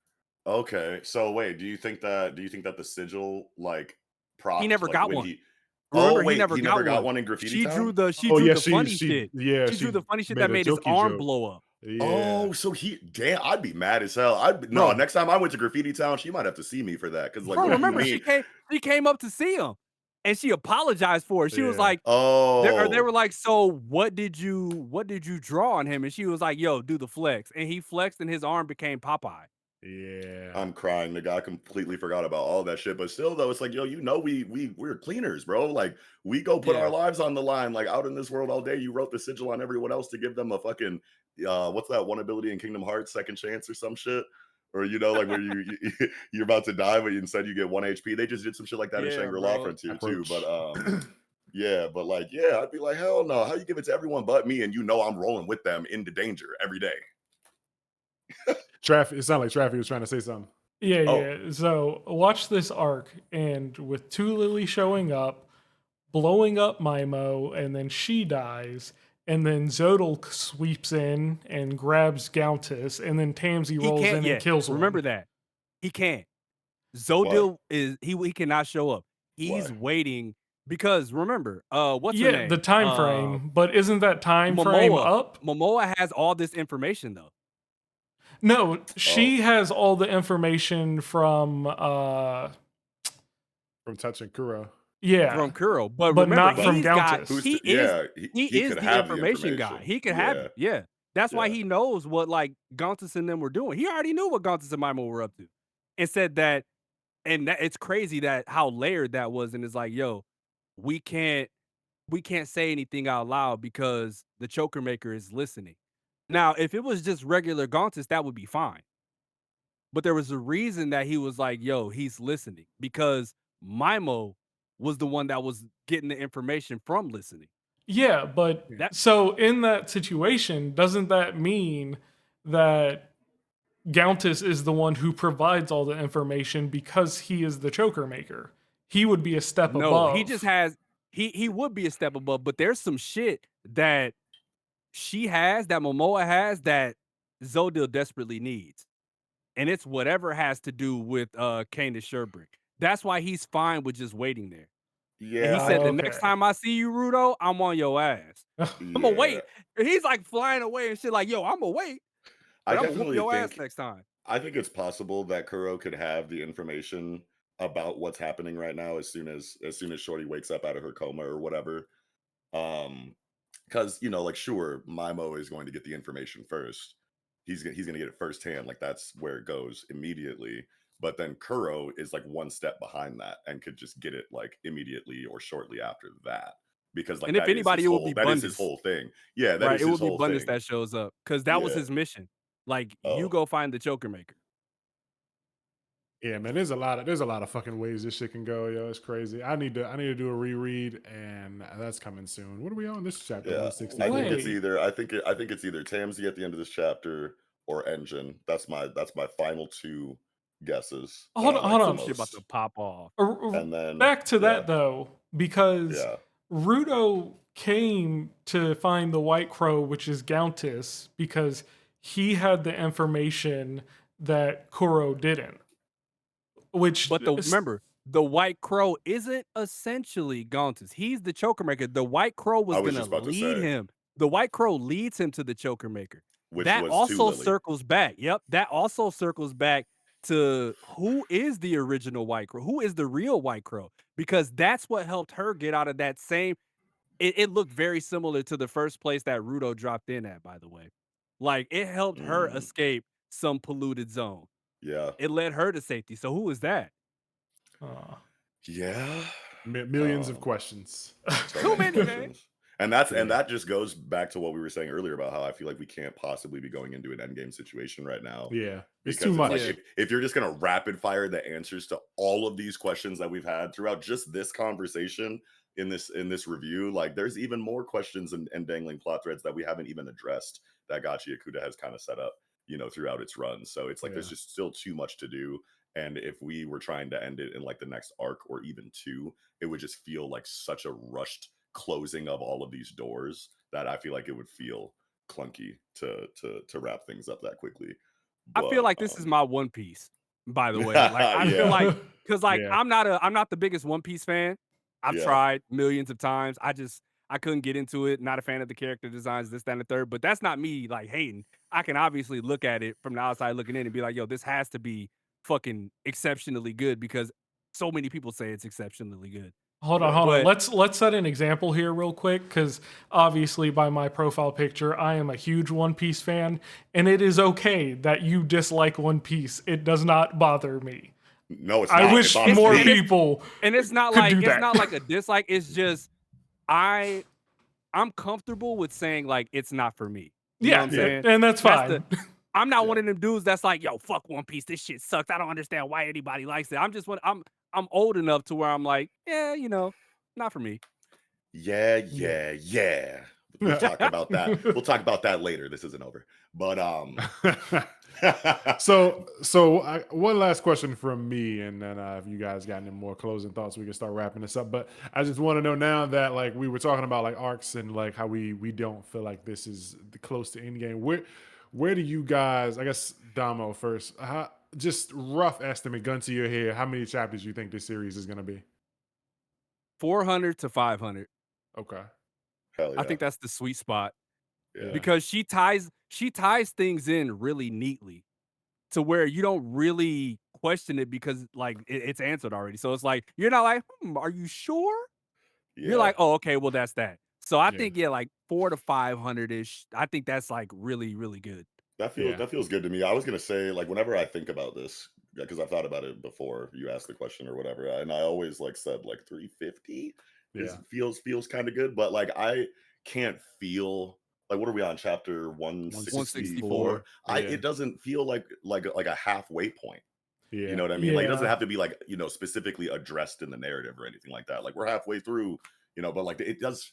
I feel like you can kind of It just feels like tell things like that. just opened up, damn near. Yeah, like you can get that vibe, you know what I mean, sometimes in these stories, and it just doesn't feel like we're there yet. Plus- So 500 feels a lot Yeah, better. I'm definitely leaning towards 400. And then there was that moment, I don't remember. I think it was around 40 or so chapters after they went and found, they went and dealt with Amo or whatever. the mangaka tweeted or whatever she did. You probably This remember is only the better. But prologue. Yep, this is only the she said it was prologue. the It was prologue after right like where 50 we were chapters or so. leaving. No, it was where we were leaving Canvas Town.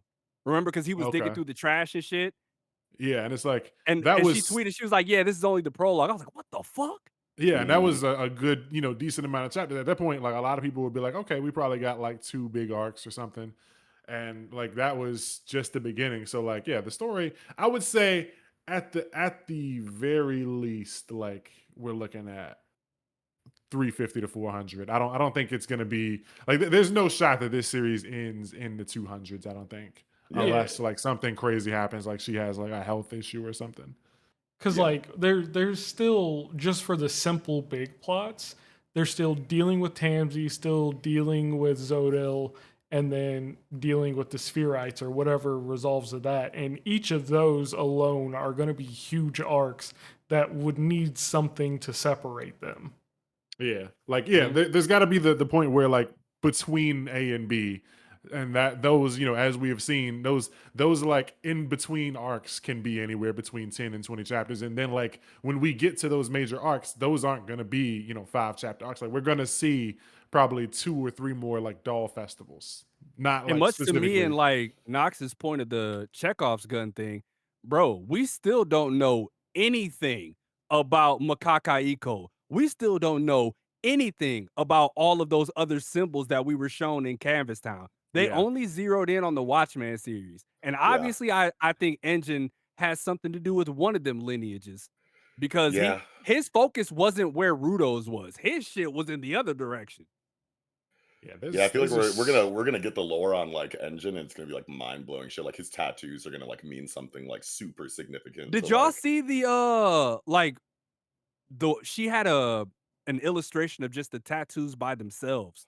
For Did y'all see Engine? that shit? For Engine, yeah. No. Oh yeah, I no, didn't I see did that. not see that, but I that got just them. Hold on, let me grab those. amplifies like everything that I was They just look about to like say. the border. That reminds me of Nigga, like Golden what? Kamuy with the tattoos showing like a map or whatever. Yeah, it reminds me of Prison Break too. Where's this shit? Yeah, that's Fucking tight. Yep, I got that shit right here. oh Oh, my okay. god, bro. Yo. Hmm. Yeah, see? Yeah, bro. And okay, so I changed my mind. Earlier I said I think the 2 people that it has to be that could be pulling up are Tamsi or Engine at the end of the chapter. I've changed my mind because I remember that conversation that we had about the angel, motif and the fucking god writing and like all of that stuff and how that has to play out in a way that would be the most satisfying to me. So I don't think that Tamsi would waste an entrance like that just attacking Mimo. Like I feel like he has to. That I feel like the clouds have to part. The fucking sun has to come out. This nigga has to float down from the spear, all angelic and shit. Like I already have it in my mind, and it has to go that way. So it's not Tamsi at the end of the chapter. I feel like now it has to either be Engine or Corvus because Corvus has to be there when Tamsi finally does do his mask off moment, so that it validates that scene from when they were at HQ, and it was like the Dexter like Dokes meme where he was like looking at him Yeah. like I know what's up, my nigga. I knew you was a ain't tell-" rat, nigga. Yeah, Bro, he's like that's why he jokingly like stabs at him from time to time. Because he yeah. knows. He Yeah, he knows that knows, but you he know just that can't I prove it. know. Yeah, it's like he's up to something, but I don't have enough evidence yet. I'm building a case, and when if he pulls up here at the end of the chapter, or or it could be too Lily too, but I doubt that. But 2 days, y'all. 2 days. Watch yeah, it, bro. Watch it be somebody just none of us named. It just be like some. Yo. It'd be like Foo or something. Yeah, that's just gonna some be random ass. that's gonna be when we end coverage for Gachiakuta. Yeah, You're gonna have to go to Damo's channel and only Damo's channel. Hell no, Yeah. I'm deleting my shit. If You we mean ain't, fool pulled up and did this if we ain't name a single like if we name like 12 niggas and we got them all wrong, bro.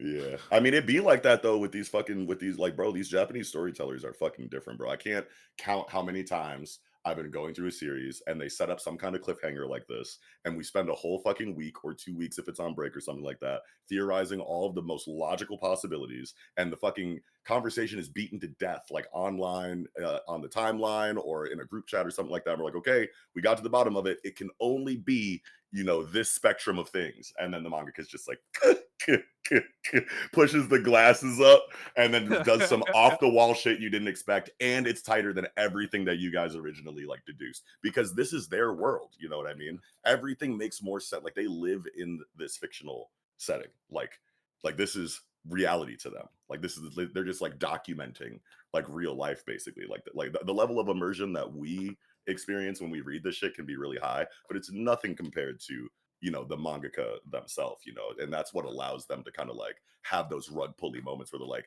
yeah, you talked about it for 2 weeks, but there was no way you could have possibly came to this conclusion. And that's why What's it the term always that makes people sense. use when they don't understand like specific writing? Oh, that's what it is, convoluted. They always be like, "Oh, Yeah. bro, the story's too convoluted. I don't understand what's going on." Yeah. Well, reread it then, bitch. I think a major thing, like a problem, like a big reason that happens, because a lot of people read these stories and then they don't like talk to anyone or interact with anyone about, like, they just read it weekly just because, like, Yeah. it comes out and it's like, I read manga, so I'll read this chapter. And it's like, I think these type of conversations help a lot, and it's like a lot of Exactly. people will miss. You know, there's a lot of things that I wouldn't have thought about if it wasn't for like this conversation. It's like now I know that, oh yeah, I need to go and reread, you know, specific Yeah. chapters, because Damo, You gotta you find were people naming. who really give a fuck. Yeah, Yeah, well, yeah, that's like the kind of like narcissism that like really fucking annoys the shit out of me when it comes yeah. to, you know, like weekly or monthly on the pulse like manga discourse, you know, or just like manga discourse in general, where you have a person that will read through a whole series or catch up to a series. They only go through it once. They're probably reading fast as fuck just because they want to get to the conversation, like we were talking about a Yep, little bit yep. earlier. You know what I mean? And then they're just totally fine with that initial impression of the events that they just witnessed. You know, all of the minor details, you know, and foreshadowing and intricacies that they might have forgot or went over their head because they're just blitzing through it, or they've only gone through it once. Fuck all that. Their idea of what the story has to be after going through it, you know, one time is just like law and rule, and they don't need any more help. They don't need to go back through it again. It's just like anything else. Like, the more you experience something, the more you like the repetition of you going back through it multiple times, the better your understanding of it is going to be. You know what I mean? Like, that's why, you know, people just don't go to the NBA after hopping on a basketball court one fucking time. You know what I'm saying? Like, the more you fucking do it, the better you're going to be at comprehending it or doing it or whatever. But when it comes to manga or books or anime or something like that, people are just so full of themselves that they're just like, yeah, I watched it, and there's nothing you can tell me about it. I already understand it completely, fully. And They'll, it's like, really though? they'll see I have a Because video people. that I'm working on about that, by the way. It's like really, how leak culture, weekly manga chapters, and anime all intertwine. Yeah. Because a lot of people get their information from leaks, and what they see from leaks, they're like, "Oh yeah, this is how the story's gonna go." And then the chapter comes out that week, and then they're like, "Wait, this isn't what it was. The leaks didn't tell me this." And then you have people who are reading it who are like, "Oh yeah, man, this shit sucks, bro. I don't understand why this is happening. None of this makes sense." But when the yeah. anime comes out, those same people who are reading leaks and reading weekly chapters are like, "Yo, this is the greatest shit I've Because ever seen. I don't get it. Yo, you I actually was experienced shitting it on properly Attack this on Yeah. time. Titan. I was shitting on Attack on Titan my whole life, but I But watched 2 episodes and now I get it everything makes now. sense." I'm like, Yeah. "Okay, bro." Yeah, I don't know how I'm gonna like tie all that shit together, but it's about leak Yeah. culture manga It was chapters. It really it bad definitely. for that's gonna be a great video. I can't wait for you to do that. It But it was was bad with really JJK. it It was was really Yeah, super bad bad. with Well, it like was JJK. really bad. for more than just like how big the leak discussion around Jujutsu Kaisen became because of niggas like Miyamura and shit. But like, cause like that Mhm. shit was like the only thing people were talking about throughout the Yeah. entire Shinjuku Showdown thing. It was the biggest conversation I've ever seen on anime Twitter. I've been here since like 2017 or something like that. And there is no bigger conversation that I've been a, you know, witness to than that stretch of Jujutsu Kaisen. But it was so bad because not only did you have, you know, Chat GPT translated raw scans, and that 75% of anime Twitter was taking as just the story, but Yeah. then the actual chapter comes out and John Wary is a fucking diabolical super villain of a translator who just did not know what the fuck he was doing and didn't care, just fucking the narrative up for everybody. And you have so many people who only read officials You know what I mean? And there was just no chance. There was no Yeah. hope for Jujutsu Kaisen. It becomes a situation where there's basically like three people, like three different versions of the story where people are reading. And a lot of times, a lot of people will read the leaks and then don't go and touch the actual chapter, and they'll just Right. Yeah, that run shit with what they pisses me read. off. Yeah, they'll just Yeah. go with whatever like Miyamura or whoever said as law. And it's just like the thing that bothers me about that is like people will like earlier when Knox was saying people will read the chapters, they'll flash through the story, not ever talk to anyone about it, but then they'll see people talking about it. Like in a situation like right now where all of us are coming together and we're yapping about it. And so like they never thought to have this kind of conversation or these kinds of conversations or interact with people who like the story more than you would need to just, when you just read the story from start to finish, you're probably like, oh yeah, that was good, but you don't love it. And so like they see Right. people that love it and they go like, I read it, I don't know why these guys are like saying it's the Glazing it greatest. so much. Yeah, Like, you guys are yeah. doing I thought it was tricks on it cool. right now. Yeah, It was all not right. that Like, not that deep, you know. Yeah, it's not that deep though. And it's like, It's yeah, like- well, I mean, like we're all over here regularly fine-tooth combing every fucking chapter for a week straight before the next one comes out, and just having this deeper conversation where we're all using our minds together to try to get to the bottom of something in these really dense, like really like meticulously crafted narratives that we know that these shonen stories regularly produce, like these magazines regularly produce. You know what I'm saying? Like, look at One Piece, look at Hunter x Hunter, look at Jujutsu Kaisen, look at fucking like, I don't know, JoJo's Bizarre Adventure, even though I'm not really into that one. But like all of these things that I've heard have all of this reread value that people regularly miss super important details or foreshadowing elements and come together in the discourse to put the research together and get like a greater map or a greater understanding of what's going on, trying to get into the mind of the author as best as they can. And then you have fucking, Boruto Rules 999 on Twitter that just fucking like, glanced over the series real quick and was like, yeah, it was mid. I don't know why you guys are fucking freaking the fuck out over this shit. And it's like, okay, man, well, it's super weird because they will go and do like, it's like people don't understand, like Damo was saying earlier, like you got to be able to recognize when something is just not for you, because people will do that like about their series, like the Boruto, like they will literally like stick it up their butt, pull it out their mouth and read it again. Like they will just cycle it, like keep ingesting it. And then they'll see somebody else doing the same thing and you're like, that story isn't good. It's like, but like you just did that for like every other new gen. You're able to deep dive, story 1, 2, 3, but you can't fathom someone deep diving story 5, 6, 7. Like these other stories, it just don't make sense that people are able to see more in these stories than you are, because you just read it once, it didn't talk to anybody. So it's like the lack of self-awareness is just like so insane when it comes to like Reddit, anime Twitter, just like online fictional series discourse is like Bro, it's mostly with the narcissism, like, dude. Yeah, it's mostly like blue checkmark users and just content creators in general. It's one of those things where rage bait and the narcissism of it, like the I just want to be right and I am right, all comes together and fucks up what a lot of people think a story is. Literally. And that's the most annoying part of it, is that someone can have the best like thematic analysis thread or character study or overarching like narrative critique for a specific series, and it'll be like the like Shakespearean writing for their deep dive, and then it'll get like fucking 300 likes or some shit. But then like the fucking troll or the rage baiter or like just like the douchebag who decided to shit on the series, there might be a comedic element to it that like was genuinely kind of like made you laugh a little bit, and now everyone's talking about that tweet. You know what I mean? Like that's the whole conversation, because the nigga was funny a little bit, and it's slander. Like controversy gets people talking more than passionate analysis. And that's what really triggers me, is that now, and so many people are bandwagoners. They see some guy get like a banger off of slandering One Piece or something like that, and they go like, oh my god, look at that guy, like fucking, and they just hop on with his take because they want to feel like they're a part of something.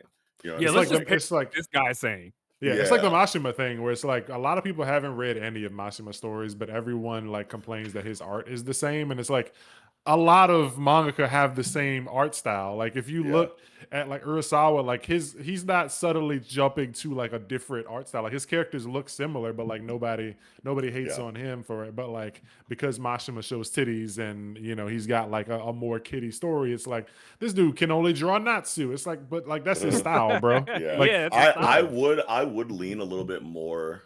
I mean, Mashima fans don't come and get me or whatever, because like I genuinely did fuck with Eden Zero. But like What was that other one he it did? Dead The Rock. something Dead Rock. Rock, I yeah. like that a little bit. That's But That was, still like going. was pretty cool. he's It's a still going? cold-blooded Oh, artist. shit. That nigga is a cold-blooded artist. Like, don't get me wrong, like his art is fucking beautiful, but I do be feeling the same face critiques that I be seeing people like say about him sometimes. Like I'm not ready to say like it's a serious like same face problem in his art, but like I can see where people get that criticism People say from that when it about comes to Donda his Down, shit. but you ain't hear that from me. Yeah, Oh no, yeah, people man, definitely say about Anadon. they do Yeah. say it about that too, and I kind of see it there too, even though I like Yeah. Bro, Dandadan way I more than got anything I've ever seen from jumped for Mashima. saying that Yeah. before. I'm like, it's the same expression.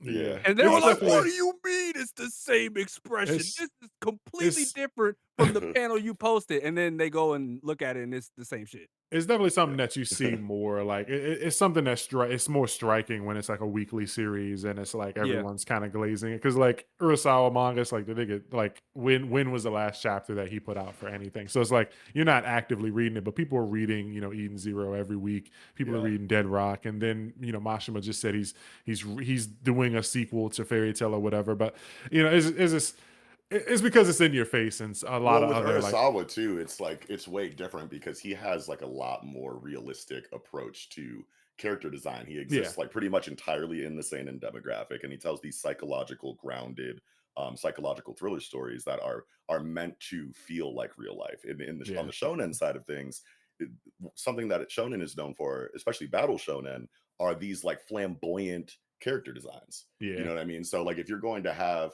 a same face issue when you're operating inside of that genre, it's gonna feel a lot more potent. Like you're gonna notice the same face situation a lot more, and it's going to feel a lot more awkward because you know the history of this genre. Because he could have gave him a character like Yugi Moto hair or whatever, but like they just didn't. Yeah. So speaking of battle shonen, do y'all feel like that line is a little murky nowadays? Because like when we used to get battle shonen like early 2000 shit, like that's exactly what you were getting, right? It was like strictly very surface level like plot, but yo, we boxing. Nowadays, everything feels a lot more like complex and nuanced to the point where it's like, do we really?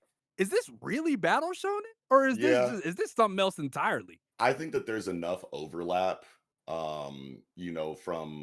from story to story as far as like key points that a mangaka will include to qualify it as battle shonen. Even though, yes, you are correct. Over time, the genre has kind of filled out to include a lot more complex and like nuanced elements in these stories that make them feel unique or distinct from one another. Because with Gachi, it feels like I'm reading a fucking mystery novel. Yes, like bro, shit, what the fuck is happening? Yeah, like a lot of things, will feel like they're taking from other genres and just including it in the battle shonen tag. But I think that the overlap that I'm talking about, I think that the key points that you really have to hit in order to be like, yeah, this is a battle shonen for sure, is not necessarily, you don't have to have a power system, but you do have to have a situation where it is kind of battle oriented, obviously. So there has to be a whole lot of combat happening.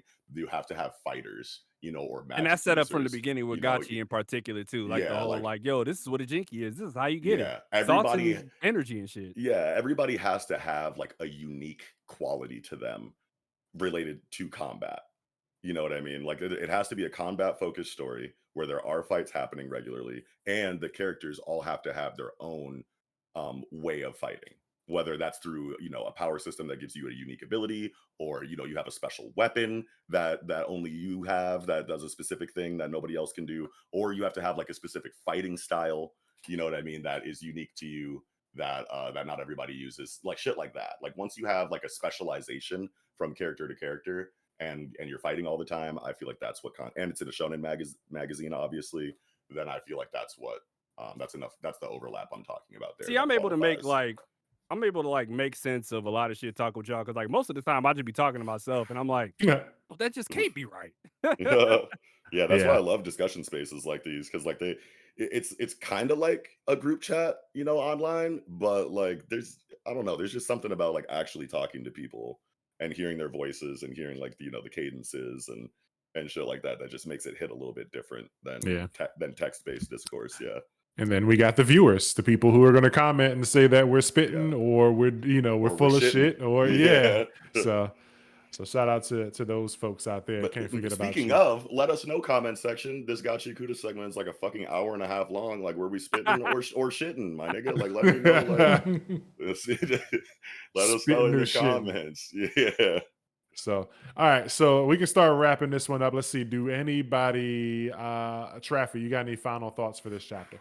A great chapter overall. And I mean, this discussion space kind of made me see a lot of different options as far as who's going to show up next.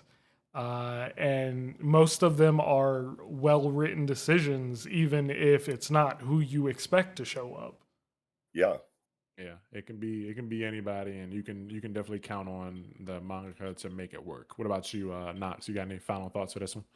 Not about the chapter. Well, I guess it is about the chapter specifically, but just going back to the commenters in the comment section, we had a thorough conversation related to like the theory crafting around who could possibly be pulling up at the end of the chapter, and if it is you know person A, then this is how the story might play out after you know their introduction, like things like that. I want to know what the audience kind of thinks about who's going to show up and how things are going to play out after they show up. So like drop your best, you know, take or theory or idea related to the conversation that we had in this review tonight, because I definitely am interested in seeing what you guys think. Okay. And what about you, Damo? Any final thoughts for 164? That shit was great. Let me knock on wood, cross my fingers, and get prayer beads real quick. Hopefully we are back to being like weekly and she doesn't like vacation us again. Cause that shit was unbearable, dog. Yeah, please no breaks. Please much on the healthiness. We need her healthy. Yeah, but overall, bro, this shit was crazy. I can't wait for Tuesday.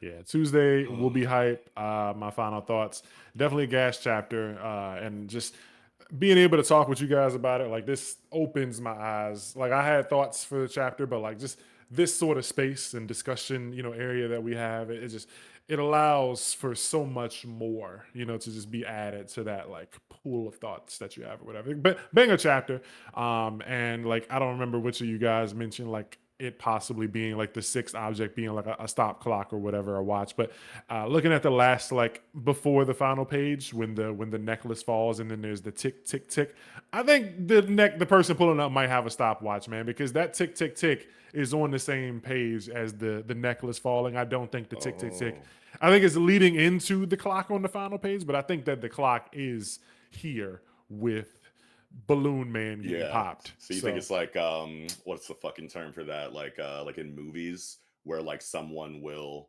like put on a pair of headphones and like play a song, but then like the song is actually like the OST of the scene. You know what I mean? And it carries on to like the next scene. Yeah, it carries into like the flashback or something. Yeah, non-diegetic sound, I think is the term. So you think that like the ticking or whatever is like what is was like that? Not American Psycho with what's his name? Batman nigga. Fuck. Jason Christian Bateman, Bale. Christian Bale, Christian Bale. I said I was talking about American Psycho Because his character in that American happens. Psycho, Bateman. That happens with him. He Yeah, puts it on the does. headphones and the OST kicks in, and you just gasp like, yeah. I think it's something like that. So like this, I think that the clock is whoever has the like watch is here, but it also leads into the final. Like they don't want to show us who has the watch. they leave us with the cliffhanger showing us the sixth with the 6 toes and the watch. So that's my thought. I think whoever said that is right. We're gonna get toes and we're gonna get fucking stopwatch and whatever the Toes. object is that popped Mimo's ass like a balloon. But Wait, I just looked up the term, and I just want to correct myself because I think I was technically wrong. Non-diegetic sound is audio added to a film during post-production that does not exist within the Okay. story's world. So like the audience hears it, but the characters do not. So I think it is the opposite of that, which would be what diegetic sound. Yeah. Anyway, Okay. I just wanted to clear that up. for you dictionary niggas out there, this one's for you, baby. So that's gonna do it, baby, for the biggest Gachi, the biggest Cooter, chapter 164, the 6th. Now jumping into Ichi the Witch, 78th Hunt, Chance Meetings Are Fates. And let's see, Traffy, how you feeling about this one, man? Oh man. So I love this chapter. And I mean, the entire chapter is fun, but just the ending of the chapter was the highlight. Like, wow. And anyways, so I mean, Ichi, of course, rushes in to ask about these weapons, which I'm pretty sure I thought he would do last week, or last week or the week before last. I don't know. I figured he'd go in to take a look at the weapons and he'd be interested. And then, we get the actual introduction to the Magic Keepers. And so this is going to feel like I am rushing towards the end, but you know what? No, I'll slow down. We'll go through the conversation first. So, the Magic Keepers, they want Ichi to join them versus staying with the witches. And I've seen a lot of discussion online in regards to this. And while thematically I think it's correct, within the realm of the story, it's not. So, a lot of this is in the place of the Magic Keepers are all men, and they are there to keep the women in place, basically. And there's definitely purposeful writing for that, but within the realms of the story, you also have to think of it like, you have this group or these people, and they're the only ones who can use this super powerful thing. You're gonna want something in place in case they want to like take over the world. Yeah, you need checks and balances. Yeah. Yeah, we don't got that no more in real life, but like, yeah, you need yeah. That's something that I thought was I definitely thought that checks and balances is going to be a much bigger deal when I was learning about it in fucking social studies class. Same thing with sharks and quicksand, but yeah, all of those things turned out to be fucking jokes. But I'm fucking crying, bro. Something that like I couldn't help but I don't know, I got the vibe crazy, especially in this chapter. But I feel like there's like this bitter tone that the Magic Keepers like kind of have, like especially in that the main guy. Yeah, in the way that they like address witches and their role in society, like you could tell that they're like kind of like salty. I think that like women like get all of the dope superpowers and shit. You know what I'm saying? Like it feels, and they get like the highly revered like regal status like in society where like everyone knows that like witches are top dogs. Like sure you got Magic Keepers and they're like kind of meant to play that role of keeping them in check. Like the relationship between like judiciary and executive and legislative branches and shit, or what's supposed to be. They're like the dynamic. Dementors of Azkaban. Shout out Harry Potter, man. Yeah, they're just there to keep order. Yeah, exactly. But and like even though they're kind of obviously supposed to be seen as on a similar level for that reason, it seems like personality wise, like personally, like they're kind of salty like with the witches and whatnot. And this conversation between him and Moneygold like has this fucking like tension in the subtext. You can cut that shit with knife, yeah, bro. like yeah, it's like I don't know. It gave me a similar feeling as, and I love when writers are able to do this so well. It's like there's a whole bunch of dialogue on the page, but what they're not saying is so much louder. You know what I mean? Right. And it helps, it works for so many purposes at the same time. You know what I mean? Like obviously this character and Moneygold like kind of have like, a dynamic that goes back a little bit, you know what I mean? And even if they don't, like that says a lot too about how this guy just would talk to any witch, you know what I mean? Because of this bitterness or this saltiness or whatever. And it just makes the world feel a little bit more real. I think it's really good for verisimilitude in that way. But my point though, that my overall point that I'm trying to make is that it reminded me, like, the vibe. It's like when writers do this effectively, it reminds me of like Varys and like Littlefinger, just back and forth in like Game of Mhm. Thrones, or like that one scene in fucking Silence of the Lambs when the detective shorty is like interrogating Hannibal Lecter or whatever. Like, just like where the subtext is like the star of the scene, and that's like on full display in this Ichi chapter. That's my Yeah. favorite thing about it, I think.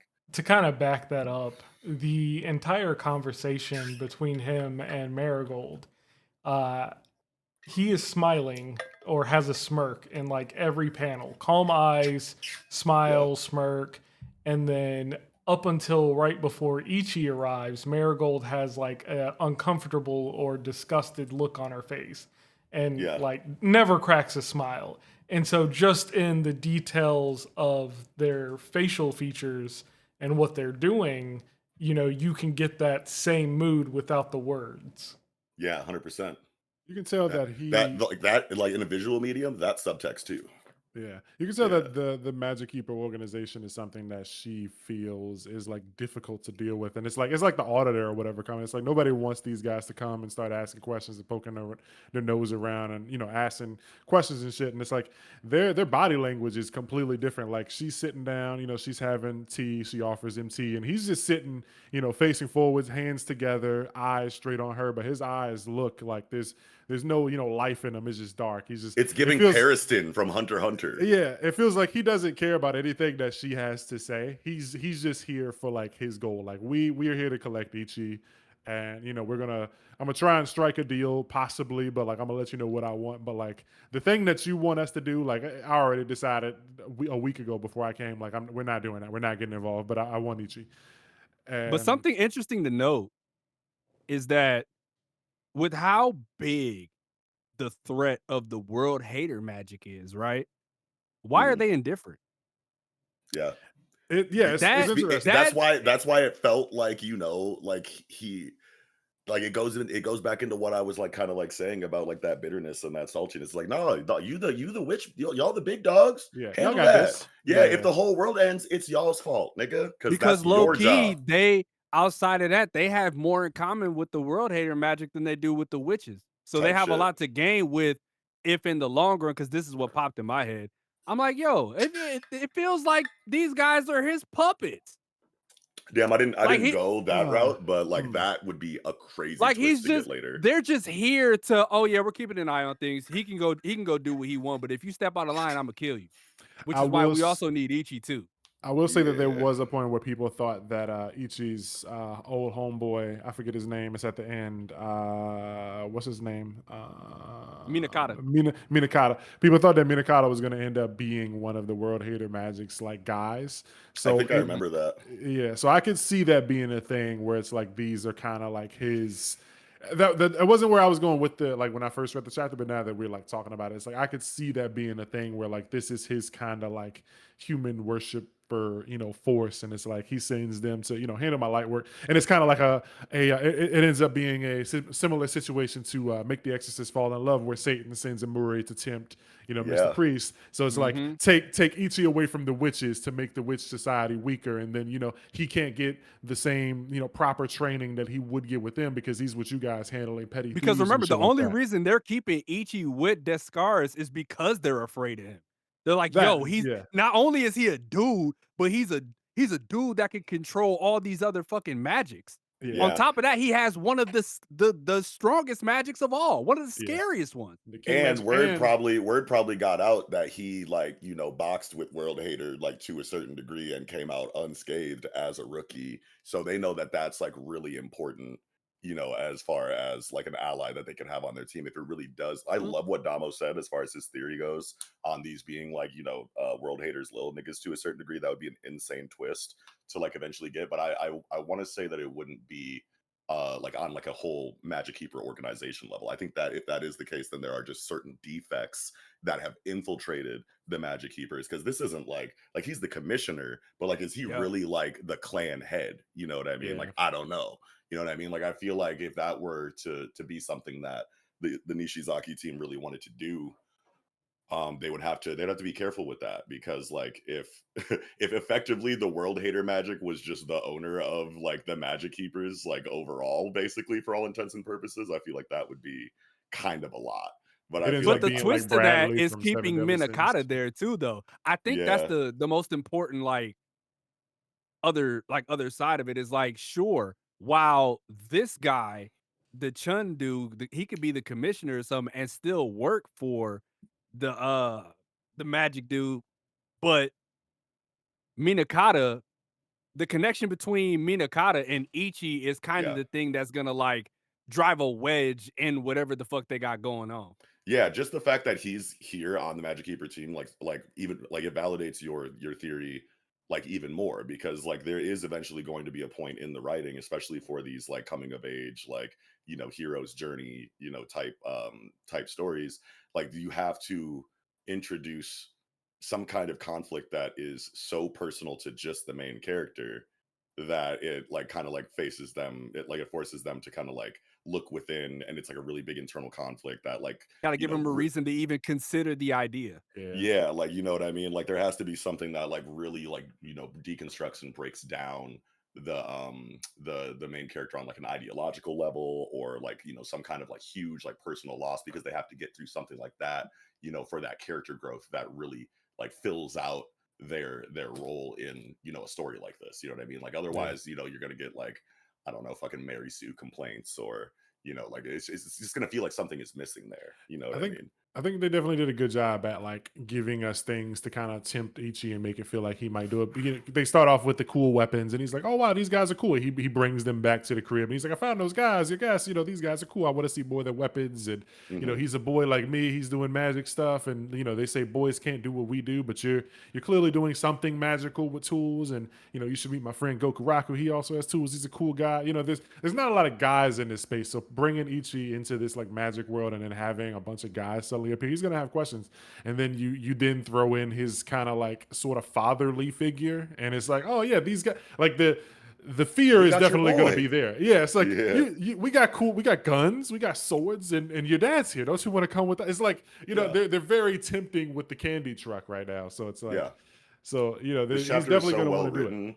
This chapter is very well written, because like from start to finish, it feels like everything has kind of been considered when it comes to the point of the writing in this chapter, right? Like you have Money Gold, who makes a really good point for her case. It's like, yo, the world hater is like this really big deal.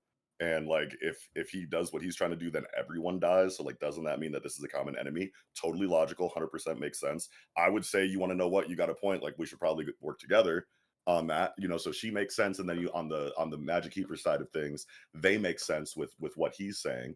Outside of like that bitter comment about how like, no, that's your job, you handle that. Like outside of that, just when it comes to his reasoning for why he wants Ichi, he's a dude, he's a prodigious talent, he would be a great member. We got his homeboy, we have a bunch of shit that he's into over here, like really flashy cool like guns and swords and shit. Like and then fucking everything's gonna make sense for Ichi too, when Ichi's like, yo dude, like I fuck with y'all because you have like this going on, and you got my homeboy on the team. Like everything just feels like so well considered, and like It's like everything y'all makes got my sense all the fucking time. master with y'all. This guy Yeah, raised me.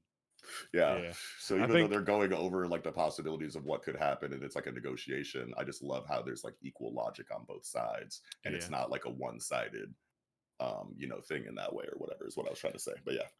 Yeah, there's also just like Ichi's not gonna go. I mean, he's obviously Of gonna course not. like think about it, and he's gonna be like, oh yeah, these guys are cool. Like he likes them. I don't think the two Boxster and Higurashi are on bullshit. I think they're just cool. They just work here. They Hmm. probably really like their job, but like ultimately they just work here. They're not on the same type shit as Chun, who is the commissioner, but like um at the end of the day, like he's also got a blood, contract with Descaris. So it's like, imagine he goes, like he does decide to go, and then like either they kill him or he gets killed, and now Descaris is gone, and you've lost the first male witch and the most powerful, witch in the world. It's like, okay, there's no chance for like Descaris being gone is a huge hit. That's like taking Hmm. Satoru Gojo out the story, and you take you take Yuji out. So like imagine, Yuji and Gojo both die. It's like, okay, well what the fuck are we gonna do when like literally anything comes? Guess Everybody I'll else die. is just like we got competent soldiers, but everybody else is like on Nanami tier. It's like none of these niggas are capable of fighting these threats. You We go, need- but Damn, you and gonna if have they that, you are gonna have that working, other camp though. You gonna have that other camp. Hey man, we got the actual protagonist of Jujutsu Kaisen. We got Yuta still. oh god, we yeah, ain't that's got a right. Yuta in this though. That's the thing. Kamugi. No, I'm kidding. But but nah, like, and going back to Damo's theory again, like if this dude specifically and his like immediate platoon of niggas or whatever are defected and they are like compromised or corrupted by the world hater magic, then like that makes even more sense for them to try to get Ichi under the veil of like everything that he said about why he wants him to money gold. Like the ulterior motive is like we need to separate this nigga from Discara so we can kill him easier, Yeah. right? Like, Which but would they then wouldn't kill know about the Discaris. they wouldn't know Yeah. about the blood pact though, would they? Yeah, they wouldn't know about that unless Yeah, like nah. yeah, not unless somebody on like the world hater magic has like some kind of like Intel like a like Jiki that. Shirone, Yeah. like prophecy, like foresight or whatever, like vision. Like if she can if he has some sort of ability that lets him like, chime in and hear Well, they these were having conversations. conversation prior. Yeah, but like World Hater and Jikishi Rone, yeah, but like the blood contract thing was I think kept just that was between yeah. that was those two. Discaris, Togekiss, and Money Gold, the only ones that know other than Ichi, obviously. Oh So man, that's making me think of like potential future fucking double agent like storytelling. I or, was like, just look. yeah, I traitor was just about to storytelling. bring that up because when we were talking about tension, the last time I felt this much tension in this series was Ichi's first time at they little castle shit, and all of the big powerful witches was there, and it was Yeah. all Oh, that shit. killing intent focused on him. That was the Yeah. last time I felt that much tension, and this feels similar to Yeah, the point that there could very well be a traitor on that panel who's probably partnering with these niggas and the world hater magic. bro, that would be insane writing to get. yeah, or like at the very least, like if someone wanted to like weaken the witches and they needed they felt like we got to take out Discaris, like they could kidnap somebody like Money Gold or Togekiss or something somehow and be like, what is her weakness? How do we get to her? And it's like if you kill Ichi, you also kill Discaris. Like I can see Yeah. something happening. And that's a and really you know what's big fucked up? They piece of kind of set that information up for for the enemy Discaris team. already. They literally just set that up for her with her brother in this previous arc. Wait, Like what do you mean? she's willing to die for her brother. oh, What do you think shit. she's gonna be willing to do for Ichi? Oh yeah, Yeah. she's protecting Ichi with her life, but like the contract. Wait, what do you mean willing to die for her brother? You're talking about like when all the zombies attacked her and When, Libra yeah, was there?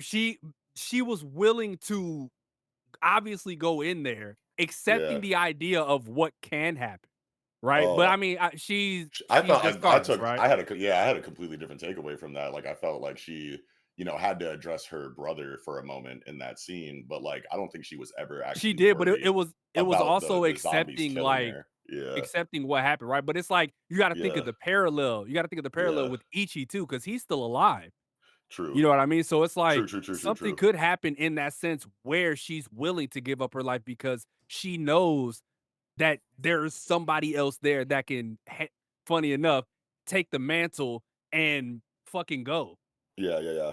For Yeah, sure. she would definitely sacrifice herself for Ichi.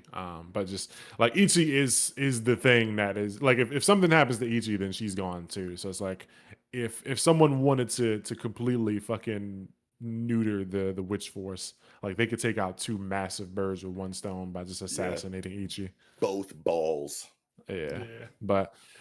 But on the flip side, if these guys are good, the faction as a whole, then that's cool. We got our Ichi the Witch's version of the Border Patrol from Iruma, and people for a while have been wondering like, what are the guys gonna do, and what are what's the ceiling for guys who have that like aptitude to use magic tools, because they talked about it way earlier in the series. Like guys can use tools if they're special and have a good mana control or whatever. I don't remember the specifics, but like now we're seeing that like this is the ceiling for men. And Yeah, I think Ichi. I got just to don't use like a his couple of eyes, magic man. tools too, I right? don't like his eyes, bro. he looked dead inside. Yeah, Yeah. yeah, he really does. He literally reminds me of Pariston from Hunter x Hunter Yeah. in the Bro. fucking chairman election arc. Shit. What was I about to say? Nothing. Oh. No, I did. Let me see where I did. Ass had something. Hold up. I'm gonna just flip no. through. Traffy, you've been quiet. Yeah. Yeah. I mean, Chime in. I chimed in at the beginning and then y'all took it Yeah, away. We ran away with that shit. But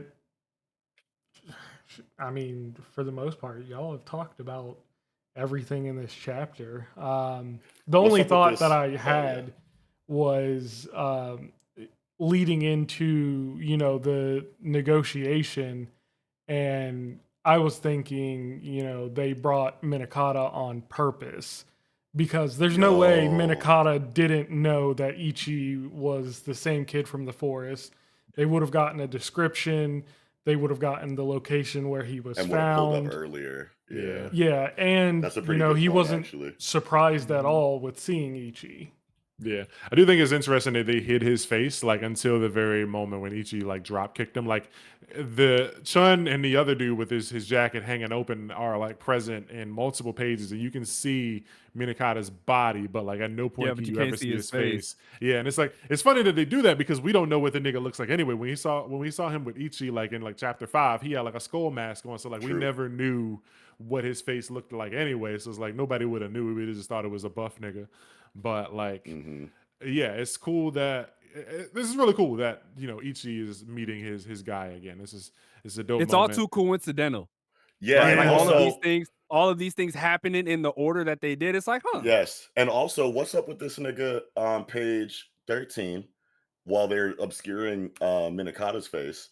Like you have this dialogue here from Chun where he's like, I kid, it's his ability we want to recruit him for. I promise. He's already displayed exceptional talent, buzzworthiness too, and I think adding a member who can directly handle magic would shake things up for us in a good way. Blah blah blah blah blah.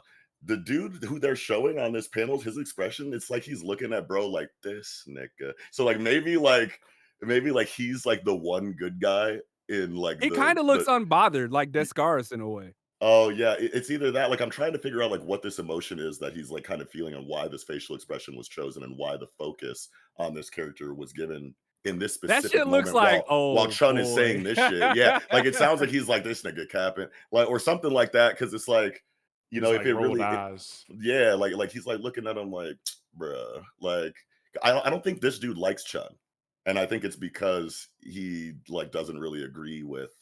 Like I'm just really obsessed with this fucking Damo theory on them working for the World Hater Magic. So like my Bro, mind is going all everything over the is place. too convenient for Yeah, it that really not to is. be the case. It really is. So that's what makes me think that this guy is making this expression because he's like, oh, shut the fuck. Like he knows he's lying. He knows that there's an ulterior motive here. He does not like this nigga, and he's like the one good guy in this compromised like band of magic keepers. To me, he just looks like the sad boy archetype. Like Yeah. he just permanently looks sad. Yeah. People were definitely in love with him. They were calling him slutty for having his shirt open or whatever. They were filling him. I remember what I was gonna say. And it was even though like he's saying that like we're not gonna help. I feel like with the if they are not like on the World Hater side, I feel like this is just a play, like just so that he can like the Magic Keepers will step in if the world is about to literally be destroyed, but Yeah. they're not He just going had to to talk his agree. shit. Yeah, Yeah. they're not going to agree and get a signed contract and handshake, but they will step in later and help in a way that it's like, okay, I scratched your back. Now you owe us a debt forever. You have to help us out because we said we wouldn't help, but we did anyway, and now you got to scratch our back instead of going like, yeah, I'll be your teammate. We'll fight and give you our soldiers, because if they agree to it, that means that they might have to start sending their men out and being like escorts with witches, because you never know when the World Hater might pop up. It's like we gotta start dedicating our men to going on these manhunts and searching for the World Hater and having a couple of men stationed in. Bro, that nigga just warps. He warps to wherever the fuck he wants to go. Yeah, but like it's there's still like other people, like it's still like having manpower. Like they might have to like start keeping people like on hand in Natalia or whatever, just in case an attack happens for the Magic Keepers. Yeah, like the Magic Keepers would then like probably have to like stretch their manpower out, and it's like they don't want to do that. They don't want to like say, yeah, we'll help you, and in the deal, you know, we'll station 5 of our guys in your city just in case the world hater pulls up, and we'll send one of our guys with your witches on every mission just in case the world hater pulls up. It's like they just want to make sure that they can do their job, and like if the cataclysm is coming, yeah, we'll step up and we'll help fight. But like we're not putting it on paper. We're not agreeing to your terms because we also don't know like what they would even be getting out of the deal if they did agree. Like we just know that like the deal, like the Money Gold is asking like, can you help us? But like what do they get in return anyway? We never found that out. Quick Instead, sidebar. Another interesting thing to note that I don't know if y'all picked up on. So y'all know every time Ichi senses bloodlust, his eyes light up like that, right? Mm-hmm. Yeah. That's what I thought was happening. Are we sure that it was Minakata that was giving off the bloodlust? I thought he just looked at him and I thought he just saw him and was like, "That's my nigga." I didn't think like at first when I first saw his expression and he like went to attack him, I was like, he probably felt that bloodlust. Like, why you aiming that malice at me, nigga? But then like, but the expression, like the expression change, is what got me because I'm like, okay, this dude, Minakata is behind Chun. So he could have sensed this bloodlust and went to attack Chun, but Minakata stepped in the way, and that changed everything. oh, I see what you're saying. Like to try to throw us off. Yeah. Like, oh yeah, it was Minakata the whole time. And then next chapter we get, oh, so he was able to sense my bloodlust, huh?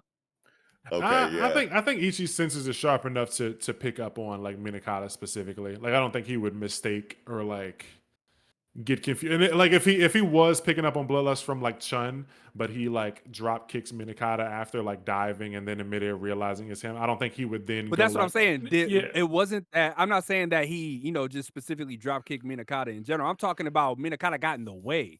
Yeah. Yeah, He but I'm saying, he jumped in the front. yeah, what I'm saying, like if there was bloodlust coming from Chun, I think next week he would address that. Like he wouldn't just go about his day. He'd be like, "Oh yeah, so why were you kind of like tensing up like that, bro?" Like he wouldn't let it. He wouldn't just forget about it. He wouldn't drop it. Like But also- even if dude is jumping in, he'd be like, "Chun, why are you letting off this bloodlust?" But to divert that's why Minakata is here. That's where this conversation could go to make him forget about the bloodlust. Essentially, oh shit, my mentor is here. My master's here. Yeah, for sure. We're gonna have a whole That could be a thing, conversation about too. this. Oh, you want me to join you? Why? I don't know about that. Blah blah blah blah blah. And then the whole chapter goes on. They don't even address the bloodlust again.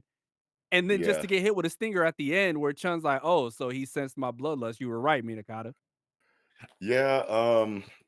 I could honestly like that would be pretty dope writing to get, I think. But like just for the way that the chapter is kind of presented, like you have the panel above Ichi's, main expression and the middle panel of page 15, right? That's what this is, yeah. But like the top left panel is him like genuinely visually noticing his homeboy. And it's like the thing, like when he it's noticed like a him. light bulb. But went off. but Like, hold on, that's what my I was dude. saying though. That's what I was Yeah. saying. That's what makes that panel so tricky. Yeah. That's what Because makes it wouldn't so he feel tricky because you don't bloodlust even before know. noticing his homeboy? Yes. Like he's already in the room. That's the first thing. That's the first thing. Yeah. You probably feel it from outside the door. That and like I was also thinking like maybe it's like a scent thing. Like what if he never actually saw the dude's face? Like because every time we saw him in a flashback, he had a skull on his head. So like if Ichi never saw his face, but then like Ichi sees this tall ass man, but he recognizes him by like sense or aura or whatever, and he's like, "Oh shit, that's dude!" And he jumps at him. It's like he's piecing it together. Like I've never seen your face, but like I know it's kind of like. It's kind of like the situation where you've seen the videos where it's like, I haven't seen my dog in a year, and I get my wife to walk my dog, and I walk past to see if the dog like turns around and notices me. I felt like it was that kind of thing. Like Ichi never seen his face, but he recognizes him based off of like sense and aura and killing intent or whatever. It's like, dog, I know you. Like, what do? You ain't say you standing over there. You ain't say shit. You ain't even look at me or nothing. Like, what are you doing, bro? I know you. You my dog. That's what I was kind of getting from it. Yeah. It's a lot. Yeah, I don't know, man. It was just that face, like the Yeah. face he made. It wasn't one of like, but much to your point, it could be the scent recognition, but it wasn't one of like, I know who this is. It was one of the fuck, and then like jump in. Yeah, Yeah, we'll see. I guess the next chapter will either address it or not, but it's definitely not off the table. Yeah. I just think it's cool that they finally brought this guy though. I Right. think Yeah, that's for Yeah. really sure. fucking dope. Yeah. And in such a cool way too. Yeah. And he's very like not, he didn't go like, oh my god, Ichi, like he goes like, are you doing well, but like that's it. Ichi's the one that's like super happy and like overjoyed, like he's cool, he's probably happy to see Ichi, but like he's smiling, but like he's not like making a big scene out of it, even though they Yeah. do their thing, they do their like fucking clash or whatever, they bump forearms and shit like they probably used to do in the woods, but like he's working.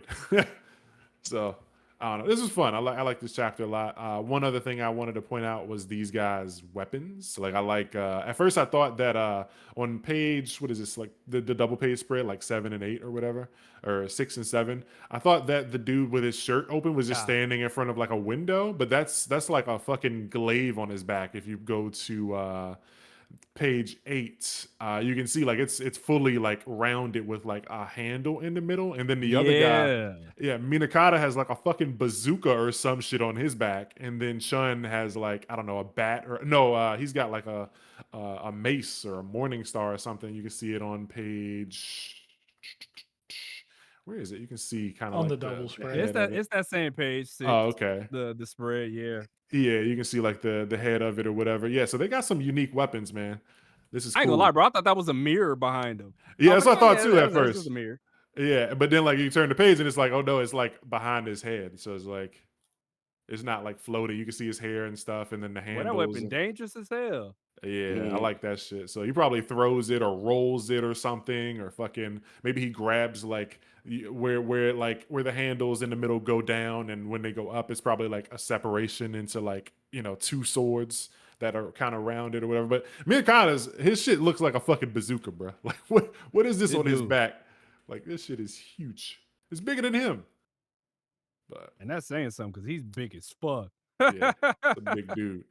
But yeah, this is a good chapter. I'm liking all the new characters so far, and if they don't end up being, a fucking subdivision of Magic Hater Corp, then I'd be cool with just having a new faction in the story. It's people, when we get these new stories, you always got to wonder. It's like, how far would this story go? And we were talking about it in the Gachi segment. It's like what else can happen? It's like we can get a whole arc dedicated to Ichi going on like a fucking field trip with these dudes just to try them out, because like maybe they propose a good they drop a good argument like, instead of Come on a saying that, mission with us. yeah, it's like you lied about Ichi being on a mission for a month. Since Ichi seems to have some time, he clearly completed that month-long mission early. Let him do a ride along with us for a day. And Ichi's Yeah. like, I want to catch up with Minakata anyway. And it's like, they got cool That shit weapons. had me Yeah. crying, bro. Because the face that Ichi made when he came through the glass, I'm like, come on, bro. Yeah. He just capped for your ass and you out here Yeah. clowning. He looked like he ready to fuck up somebody's plan when he comes through that mirror. He just got that expression like, Yeah, so I can see him, taking a day trip and going like, these dudes are cool, and seeing kind of like it being sort of like a Deku with Mirio bumping into fucking overhaul kind of arc, where it's like he expects to just do like an internship and see what it's like being a magic keeper, and then oops, we bumped into a whole 30 chapter arc, and I'm stuck with the magic keepers. None of my usual people are here, and I don't know if I can really trust these guys because they're kind of shady and funny, but my boy is here, Minakata, and it's like it's a lot of ways I this wonder shit what the can go. King Magic has to say about all this. yeah. I'm surprised we haven't seen him pop up at all. He's probably staying, he be staying the fuck away when stuff's real. Like when World Hater was out, he was not popping out to say hey. And like we see, Discaris in the first couple pages, she like when dude goes to shake her head, she slides back. She's like, nah, keep that shit away from me. It's like, what is the full, functionality of these weapons? Like how does it work? We were talking about it last week. Like how does it work if like they absorb a magic, and like if it's just a stray magic, sure, like you keep it in your Pokeball. But what if like this is my Pokemon? You can't capture someone else's Pokemon because it's theirs. So like what happens if he slashes one of Discaris's magics, and at what point does it come back? Like is it just in timeout? Is it just sleep, or does is there some long rigmarole, system or paperwork You that could they got tell to go Descaris through? was fucking stressed out about that shit too. When she saw that shit, she was like, "Keep that nigga away from me." Yeah. Yeah, so it's like there's a lot of questions with these tools and just guys in general, and like you were saying earlier, it's like they could be salty. It could be a situation where it's like, man, it sucks that we guys were before we made the Magic Keepers, we were the janitors. So it's like, Yeah. Now that I've seen a weapon like those twin swords that can suck your fucking magic up, bro, I need writing for the nigga who makes these. Like yeah, I need the weaponsmith arc or some shit, my nigga. Like I need some focus because like that ability seems very broken for a magic tool. You know what I'm saying? Like and it felt like it was created with that checks and balances intention like in yeah, mind. You know what I'm saying? Like this is a weapon that you use when the Mantonel Witches Association is tripping. You know what I mean? Like that is the prime example of those checks and balances. Like as a weapon. Like yeah. And like, I mean, just looking at all like Boxster, his weapon is like a sectional staff, and it's like, yeah, he grabbed the fat Discaris phony and wrapped her up or whatever. So he like subdued her, and then little dude he sucks up the magics. But these guys got bazooka, fucking round scythe, and fucking mace. It's like, what are their functionalities if it's not like destruction? right. So They're just like, I don't know, they're the DPS and yeah. the fucking swordsman dudes like the debuffer and fucking yeah. Yeah, and like obviously we're gonna have to see these guys in action. So like, I mean, they wouldn't bring these big ass, cool ass weapons if we were never gonna see them fight. So like, we're gonna see them in some sort of conflict at some point soon. I feel like it's That's just gonna be exciting. yeah, I feel like it's gonna just come to their front door. Like maybe it's gonna be a situation where like they're investigating like cultists who are using magic and like also worshiping like either the world hater or one of the world haters like 7 stars or whatever. And so it ends up being a situation where it's like we're busting these criminals, but like the magic interaction kind of spills over into it. So it's like we're already here. We can't like stop fighting because magic got involved because like these guys were using magic powers and they were committing crime. So it's like I can see there being some spillover and them being forced to bang out on some magics. Mm-hmm. But I mean, we definitely have needed I don't want to say need, but like the series so far doesn't have any like before this we didn't have any kind of rivalries, rival factions. Nobody who like counters or is like a counterpart to Ichi. So it's cool that we're starting to see other factions and just Yeah. another side of this magic universe's coin. Yeah. And this It one was this one more makes like world building and fleshing out the team.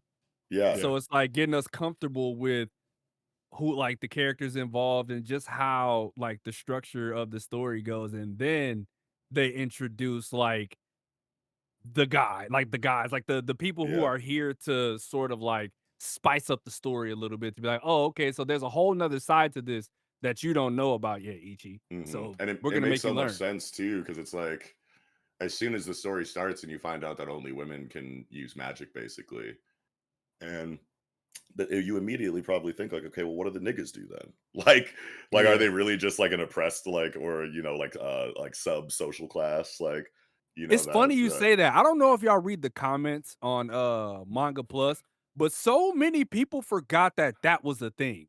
That only really women can use magic. They're like, bro, when did they say that? And I'm like, dude, that's been that's established. chapter Yeah. one. That's Yeah. chapter That was one, like brother. the That's like the whole tagline. yeah, literally. And it's like I don't know, just always thinking that like that there is always going to be a greater goal for like men in general, and it probably doesn't even have to just be the magic keepers either. Like there could be oh wait, I think they were talking about how like men are like usually like police officers and Hmm.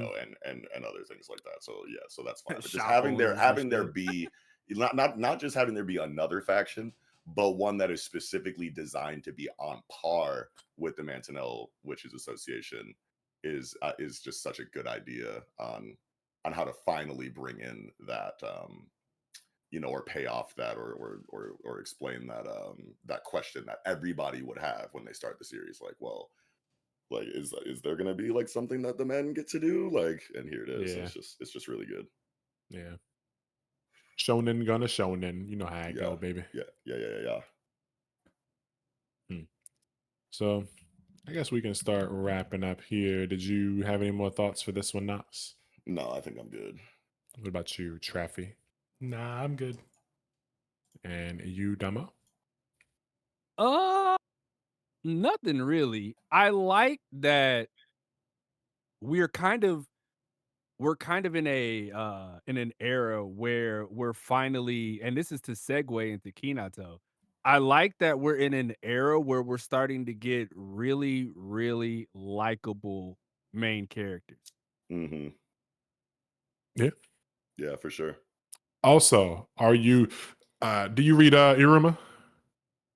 I only started watching it. I fell out of Okay. it a bit because they it started recycling the same thing over and over again with Okay. Iruma. But I'm gonna get back on it eventually. I Okay. ain't gonna lie, those first 6 or 7 episodes, I was in love with that shit. I'm like, damn, bro, this shit is actually sick. Okay. Heck yeah. Yeah. Lock in, brother. So I guess that's gonna do it then, because I ain't really got much else to say that we ain't already say. If we forgot anything, or if we made any obvious fuck ups or anything like that, let us know down in the comments, baby. You know what to do. So that's gonna do it for Ichi the Witch, 78th Hunt. Chance meetings are fate. Now jumping into Kinato's Magic Chapter 11. Kinato fights back, and I already started off with Knox and Traffy. So Damo, how you feeling, man, about the series? And I don't know if you get to talk about this on your channel or whatever, if you've had time to talk about Kinato's in general. So feel free to let the folks know your thoughts on the series too, if you want, before jumping into the chapter specifically. I made one video about Kinato, and it was the fact that out of everything that's going on and Jump and shit like that, this was one of the first times where I felt like it was like comfort food. I was like, oh, Mm-hmm. I like this. This is comforting. But it's Yeah. probably due to the fact that it tackles a lot of modern shonen or even classic shonen tropes that I really jive with. And that's what I was getting at as far as the main character being really likable, cuz we all love these seeing the weakest, the weakest nigga become strong and finally understand and accept himself for who he is and what he's able to do. And Yeah. that's what I feel like Kinato is. But I'm trying not to let and I gotta stop reading the comments, obviously, Yeah. at the ends of these shit, because I'm like, I hate to agree with you, but I can see it because it's these last few chapters felt very My Hero inspired. I don't think Right? that's a bad thing though. Like, I get it. It's not. I have Yeah, not a necessarily. bitter relationship with My Hero, but that's a I whole kind of do too. different conversation. Yeah, but I mean, Um, if it reminds me of My Hero in all of the ways that I like about My Hero, then that's obviously fine. If it reminds me of right. My Hero in ways, that I didn't like about it, then obviously that's different. But Yeah. And yeah, that's what I had to warp that thought. Wait a minute. These the things that he did here were the things that I admired about Deku early on. hmm He understands he's weak. He knows he can't use these powers right, but what he's not going to do is bitch out. And he's yeah, going to do what he has to do. And that's what I liked about this chapter. This chapter in particular though was fascinating for me because it allowed what everybody already thought about him to surface. They're like, "Oh yeah, if Jin or what his name is Jin, right? The dude that runs Yeah. the Silver Jen. Wings? Yeah. Yeah. If he sees something in him, something has to be there." Right. And yeah, for him to bust out and fight this dude the way he did and channel his magic the way he did, they were like, "Oh shit, he's real. We like this." yeah, Yeah. But it does feel a little, and I don't want to use this term too loosely, but it feels a little rushed. Yeah. Yeah. Yeah. That's what I thought too. I Yeah. was going to And I say was a that little eventually. scared. I was a little scared because I ain't gonna lie. I don't want to toot my own horn, but a lot of the shit that's been coming out, I've been right about, sticking around. like Ultimate Exorcist Kyoshi, Shinobi Underground, like all of that shit. I was like, yeah, these shit's gonna stick around because they have a lot of things that, and I feel like a lot of people forget this. Like a lot of these manga are made with Japan in mind. They really, it's a Japanese mindset where they're like, For sure. yo, if it doesn't work here, we don't give a fuck if it works anywhere else. We're just gonna like, we'll axe it. Yeah. And that's what had me scared about this. I'm like, yo, this has a lot of things that the Japanese audience likes, but is it sticking? Because it feels like he's trying to like force this narrative really fast. Hey guys, look at what he can do. He's doing some crazy shit. Yeah, he's strong. Yeah, he's got the will of fire in him on some Naruto shit. Yeah. I don't think it like that needed to happen, but if he was trying to make a statement for more people to read this, then I'll accept it. But I'm still side eyeing you. Like, I do okay, feel like the self power up came way too soon. way Yeah. too soon. The Yeah. development was way too fast. This Yeah, is something that should have built up. Yeah, we were saying that last week, and like I feel like the chat, like the last 2 or 3 chapters, like we were saying, we've been at least I've been commenting on it. Like when they found Ibis, and then the next chapter opens up with them having a party, I felt kind of weird about that. And then when that chapter ended with the bad guy showing up, I was like, okay, this is really good actually. But then the next chapter opened up with like, or no, the bad guy showed up at the end of the following chapter. So like we got the council of 12 or whatever, and that stuff was really good. And then we saw these bad guys show up, and Kinato, does his move on the bad guy, and it's like it is fast, but I think it's fine if the drawbacks make themselves immediately, present. Where it's like Kinato, I get that you had your hero moment, but you can't do this because your body is not ready. And the bad guy even says like, it's cool that you could do this shit, but like you're a runt, bro. Your body is weak. You don't have the muscle and shit to like handle this type of ability, this strain that you're putting on yourself. So if this arc ends and they go like, yeah, you probably should, like it was dope that you did it, but like don't do that shit again until you've gained like 10 pounds of muscle, because you're gonna rip your body in half. And it's like, Right. those qualities are good in a hero, but like you're too young. You were literally like the fucking paper bag tier adventurer. We need you to like raise up the ranks a little bit, because you could be somebody in the future. You could support us and you could be a great fighter, but like we don't want your star to burn out too soon. What makes it Yeah. even weirder is he just met the quote unquote rival who everybody is like, yo, he's the one. This is the Yeah. guy that's got all the hero quality and capability and shit like that. He's gonna ascend to the highest of heights. And fast forward, now we got Kinato taking out some dude. Well, to be real, we don't even know if he's really like a grunt or not. But Yeah. like, And taken out is, I feel like it's a little bit early. I feel like he might have just ate that shit. Yeah, right. he That's probably why did that's that. why I was gonna say, like, I hope it's a fake out, right? Yeah. Like he's not fucking dead. Like this is a No, fake hell out, and he no. just steps out like, oh, that was really nice. So you Yeah. do got a little bit of something in you. Right. Yeah, that makes the most sense for what we'll see in the next chapter, because we're supposed to definitely be hype and be like, holy shit, he just did that shit. Let's go, Kinato. But if you really want to sell the threat, of this like, fucking antagonistic force that just entered the story of this chapter, you definitely don't want to, just have the main character start cooking them like immediately. You know what I'm saying? And I'm gonna try to be succinct here, because like when what I kind of felt was rushed is kind of like different than what you guys are kind of saying as far as like the self power up goes. I didn't think of that. Now that you mention it, yeah, maybe it is kind of a little bit too early for him to have done that. I think I might agree with that now that you guys have mentioned it. But when I got the feeling that it was rushed. Okay, you want to know what? I'm going to back up. First, I want to say this antagonist group here is fucking awesome character design wise. I like that it seems to be led Love by. that shit. I love that it seems to be led by a female. Like I think this woman is like the head of this specific team or something like that. I feel like that's rare, right?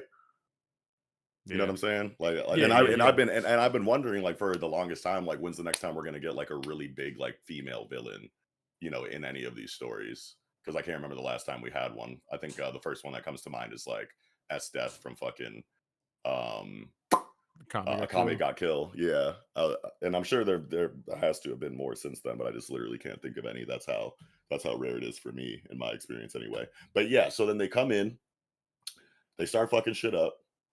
and Kinato like immediately has like an existential crisis about it.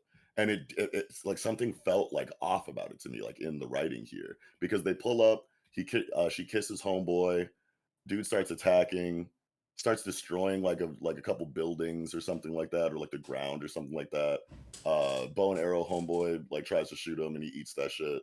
And then it immediately goes to Kinato, like he's destroying the town. I got to do something. I got to fight. Throws his attack and he like blocks it. Sure, he probably doesn't see that every day. So he's like, oh my god, the one thing that I'm kind of good at in these situations just got hard countered. Like that's kind of fucked up. And then he gets smacked away. And then like his writing is like him like just doubting the shit out of himself immediately, and everything that he kind of has been excited for is just kind of immediately shattered by something that felt like the conflict just started, my nigga. Like nobody's even really doing shit yet.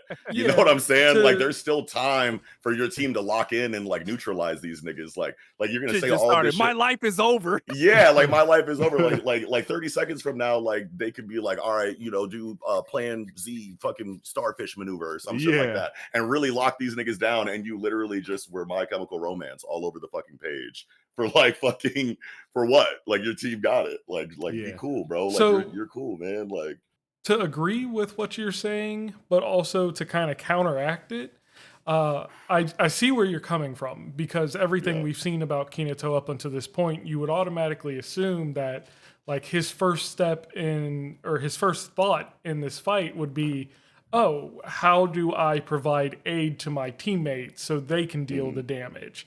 That's what he's done up to this point. But then you have to realize that he did just have the conversation with his rival where he kind of settled on trying to be better. And Yeah. that leads into this and why he has this self doubt. That would slap a little bit harder if they showed that nigga at some point in this during this existential crisis. Like They Yeah, show it in the newest chapter. definitely. They do show it in the newest chapter when there's it's near the end. What? Let me see. There's a moment where he's This I is the think newest chapter. well, I thought you were also kind of talking about last chapter too when he No. when he I'm like saying because Traffy was making the point that like something that could be feeding his self doubt is the declaration he just made to himself earlier about like wanting to be better because he has a rival that he feels like driven by. You know what I'm saying? And like during this like this existential breakdown that he's having because a couple fucking rocks got smashed, nobody even got hurt yet. Like yeah, nigga, but they didn't show anybody bleeding. They didn't Yeah. show like anybody take like crazy damage. Like these niggas just started boxing. He's like, "What am I doing here? I'm a fraud." And it's like, Yeah. nigga, chill. And that's what I like mean by like rush too, right? It's like Yeah, that was literally a chapter ago where you and guys were having this conversation, and now we're immediately in an altercation that is damn near potential like life threatening. yeah, And your initial reaction was, I'm gonna do this myself. he does though after he throws the ball and it gets blocked and then the dude like baps him with the fucking coffin or whatever. He does like on last chapter, page 15. The dude goes, "You're all fools," and then Ichi is standing there and he's thinking about all the people, laughing and celebrating. And then there's those pages. I wanted to be a venture who supports people. What am I even saying? And then he thinks about, and people stronger than me encouraged me, and Zio accepted me. So he is thinking of Zio there too. But like it is, I But feel that like fast though, I feel like it is. like It is. yeah, I feel like it is fast. He is part of this is him being like, damn, I don't like. I met this Zio kid. He's dope. I want to like also show the world that I'm tight too. But like, yeah, it is fast because like there's two strong guilds here, and nobody has been seen like really getting hurt yet. So it's like I do feel like it's fast for him to jump the gun and be like, I gotta be the nigga. When like you said, they might have just not even deployed, alpha formation. Like they haven't even tried yet. Like the dude deflected an arrow, Kinato threw a ball, and then got backhanded, and then he's like, fuck it, I gotta go all might. It's yeah. like Like if this villain group was effective enough and ruthless enough and bloodthirsty enough to where they like legitimately were just like killing people and Kinato like couldn't do anything about it. Like if we saw one panel of like a family crushed underneath some debris or something like that with like a little blood pool, doesn't even have to be graphic, doesn't have to be gory, just like show that they actually got some of these niggas out of here. and if you don't want to show random civilians murdered, then you can have one of the villains like significantly wound one of his people. You know what I'm saying? Yeah. Like that's in his guild or something like that. Like have dude like fucking like stab bow and arrow nigga like through and through, like you know, like not in like a mortal or like fatal way, but just like through like the shoulder or something like that, and like take him out of the fight entirely. Something, add a little bit more tangible dread to the scene, and then you know, a breakdown like he did in the last chapter, you know, will kind of make a little bit more sense, because then you like it's already a fight or flight situation, but you see something like that, and all of a sudden all of his thoughts just are immediately validated to me. Yeah. You know what I mean? Even with all that though, like with these like last 2 or 3 chapters feeling fast, I still feel like they were good. Like I felt like the speed, it was kind of questionable, but I think it'll work out in the long run. I'm hoping that it doesn't end up. I still feel like super strong about this story. I don't think it's gonna get canceled. I'm just hoping that this is just like, we're just showing you a little more, because it's like you want to show, you know, what your main character can do and have his cool moments. And yeah, he's got his cool Deku moments. And I like to think of this as like, he is basically Deku, like getting his power, but without meeting his all might. Like he's just he got to that point without having, you know, to eat a hair and train for all his life or whatever. But I think in the end they're gonna be like, yeah, just like when Naruto used the Rasen Shuriken, it was like, yeah, you kind of destroy like all the cells in your arms. Don't do this shit again until you know, train and, you know, do some more shit. We're gonna send you on some normal ass missions, like getting cats out of trees. Like they're gonna have them doing like some basic shit and kind of like learning the ropes more or whatever, and making sure that like the coast is clear before they send him on another mission where like his life could be a danger. But plus I it's really, right around this time in a new series where you want to like introduce a significant, like that first like villain or antagonistic force that actually matters. I feel like it's normal for them to be introduced around like the first like 10 to 15 chapters. So I that just didn't want them to like put on the show way too fast. I don't know how many of you guys have ever been to a fireworks show, but the end is where they just like fucking let everything loose. Just we're all time, American, like, right? oh shit. yeah. Yeah, we're all. Okay, I just wanted to And it's double like, check. yo, you're so enthralled. You're like, oh shit, this is crazy. This is beautiful. And then the dust settles and it fizzles out, and you're like, oh well, yeah, time to go home. That's what this almost felt like to me. It felt like they were like, hey, we gotta show these motherfuckers what's up. Let's just throw out all the pizzazz and crazy shit. And it's like, press all yo, the relax, buttons. relax. We don't need to do this shit. Let it simmer. Come on. Yeah, I definitely didn't think about him, you know, using his ability on himself too early. And I've been, ever since I heard it, I've been thinking about it kind of in the back of my head. Like, is it too early? Because like, if this is just his first time since he almost killed himself when he was younger doing this, then like, and especially because it has this caveat of him fucking his body up.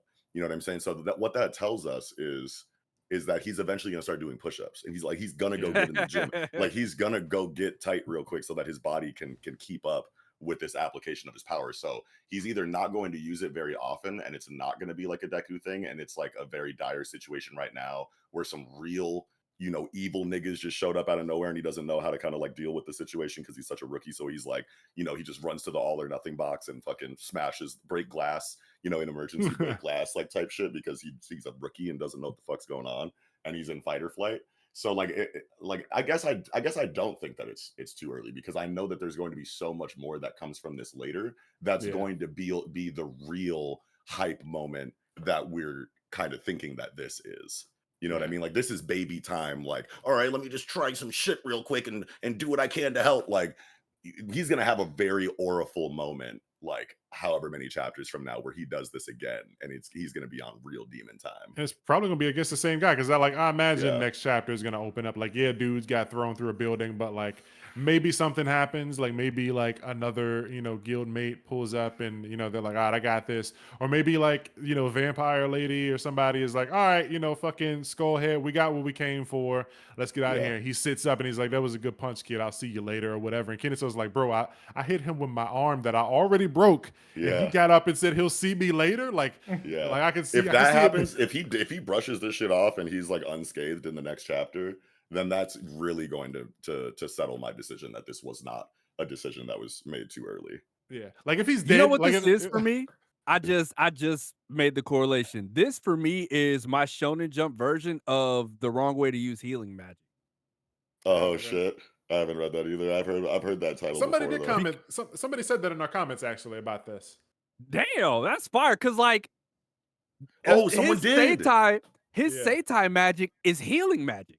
Yeah. And the fact that he's never been able to use this shit on himself, at some point I was like, okay, maybe he'll be able to like mitigate the damage that's being done to his body by regulating his Yeah. healing magic. And I was like, damn, that's what they do in the wrong way to use healing magic.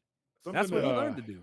Something that I've been thinking, like I read a book called Cradle, on the main character. He didn't have his own like special power, but he learned to kind of push his own like pure energy into other people's like chakra core or whatever, and it would disrupt their energy. So I feel like at some point he will either learn some martial arts or buff up, or like learn how to like infuse his punches with like this medicinal force or whatever that kind of like throws off their chi. So like imagine like he just they starts doing can't. pressure point shit. Yeah, and it's like, oh fuck, I can't use my chakra. You know, he disables niggas or whatever. Yeah. He's probably about to be doing all types of cold-blooded shit. Like he's probably gonna get to a point to where he took a bunch of damage, or one of his niggas took a bunch of damage or something like that, and he just turns their pain receptors off real quick. And that's like, why my hopes for this series was so high, because I'm like, there is so much that you can do with healing magic. It doesn't just have to all go to punches. It's some sick shit you can do with this. Yeah, and I hope that saying. gets applied if this fake out happens where he's like, yeah, bro, that was nothing. Good job. We're going to go do what we going to do. I was saying something similar when I gave like my like holistic review of the series, like the very first time I ever commented on it on this channel.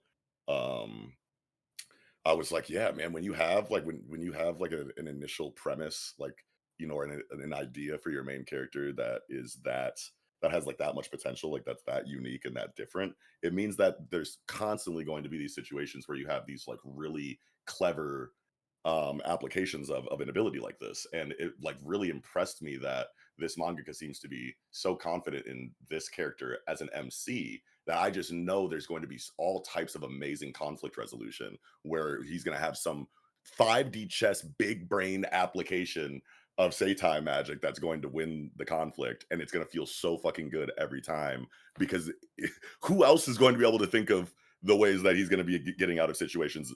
Only the manga. Like it's not a straightforward, it's not like fire blast, flamethrower, you know, lightning strike, you know what I'm saying? Like this is like, I'm fucking with the way mana flows through your body and my body, and because of that workaround that I've you know, come up with because of like my analytical eye or whatever that's tied to my ability, like that's how I found and connected those dots specifically. And like that's so fucking sick. You're never going to be able to predict like anything that happens in a story like that. And I think that's really important right now, especially for Weekly Shonen Jump, and especially if the story wants to survive. I think that's like kind of like it has a lot of good shit going for it, but I feel like that's really the crux of what will decide how long this series runs in the magazine, is how well those conflict resolutions are going to play out. Yeah. Where was this shit when Shadow Eliminators was going on, dog? Crying, nigga. I love that shit.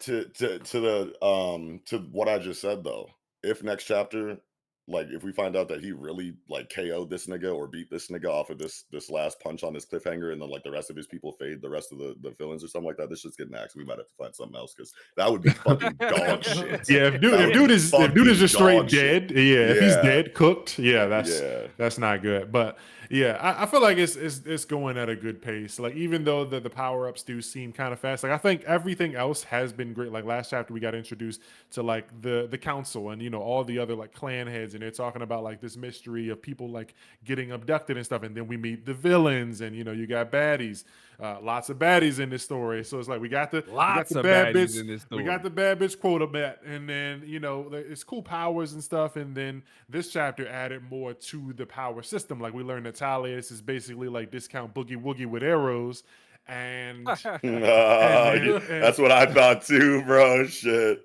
It's like it's cool. We getting more like power system stuff. Kinato's getting his fucking hero moments. We're learning about Kinato's, you know, why he never did it, and we're about to get, you know, the drawbacks. Like dude's gonna get up. He's gonna be like, "That was a good punch, kid. I'll see you in the big leagues.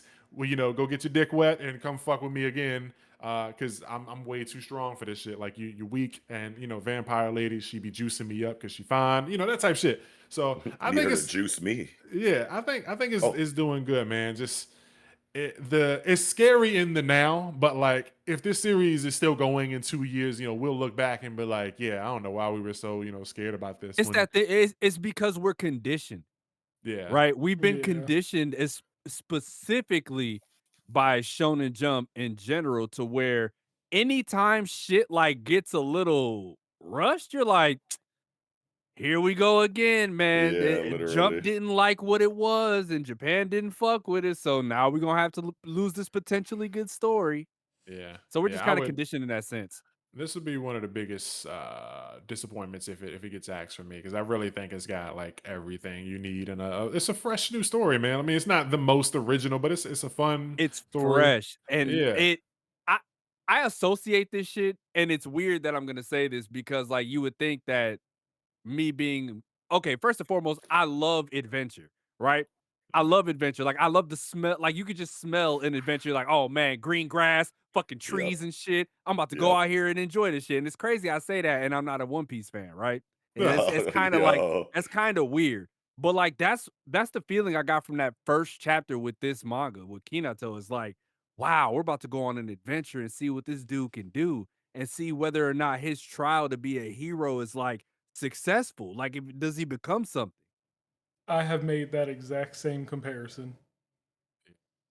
it's like it's real nice to like that we get the villains added too, because it's like at first like Kinato, we hadn't seen any conflict involving like people. The first conflict was like some dudes pretending to be magic knights, and then Kinato beat a dragon, and then Kinato helped hot lady, I forget her name, Lamia, or I think was no Kuni Kaminagi or whatever, helps her like kill some slimes and stuff.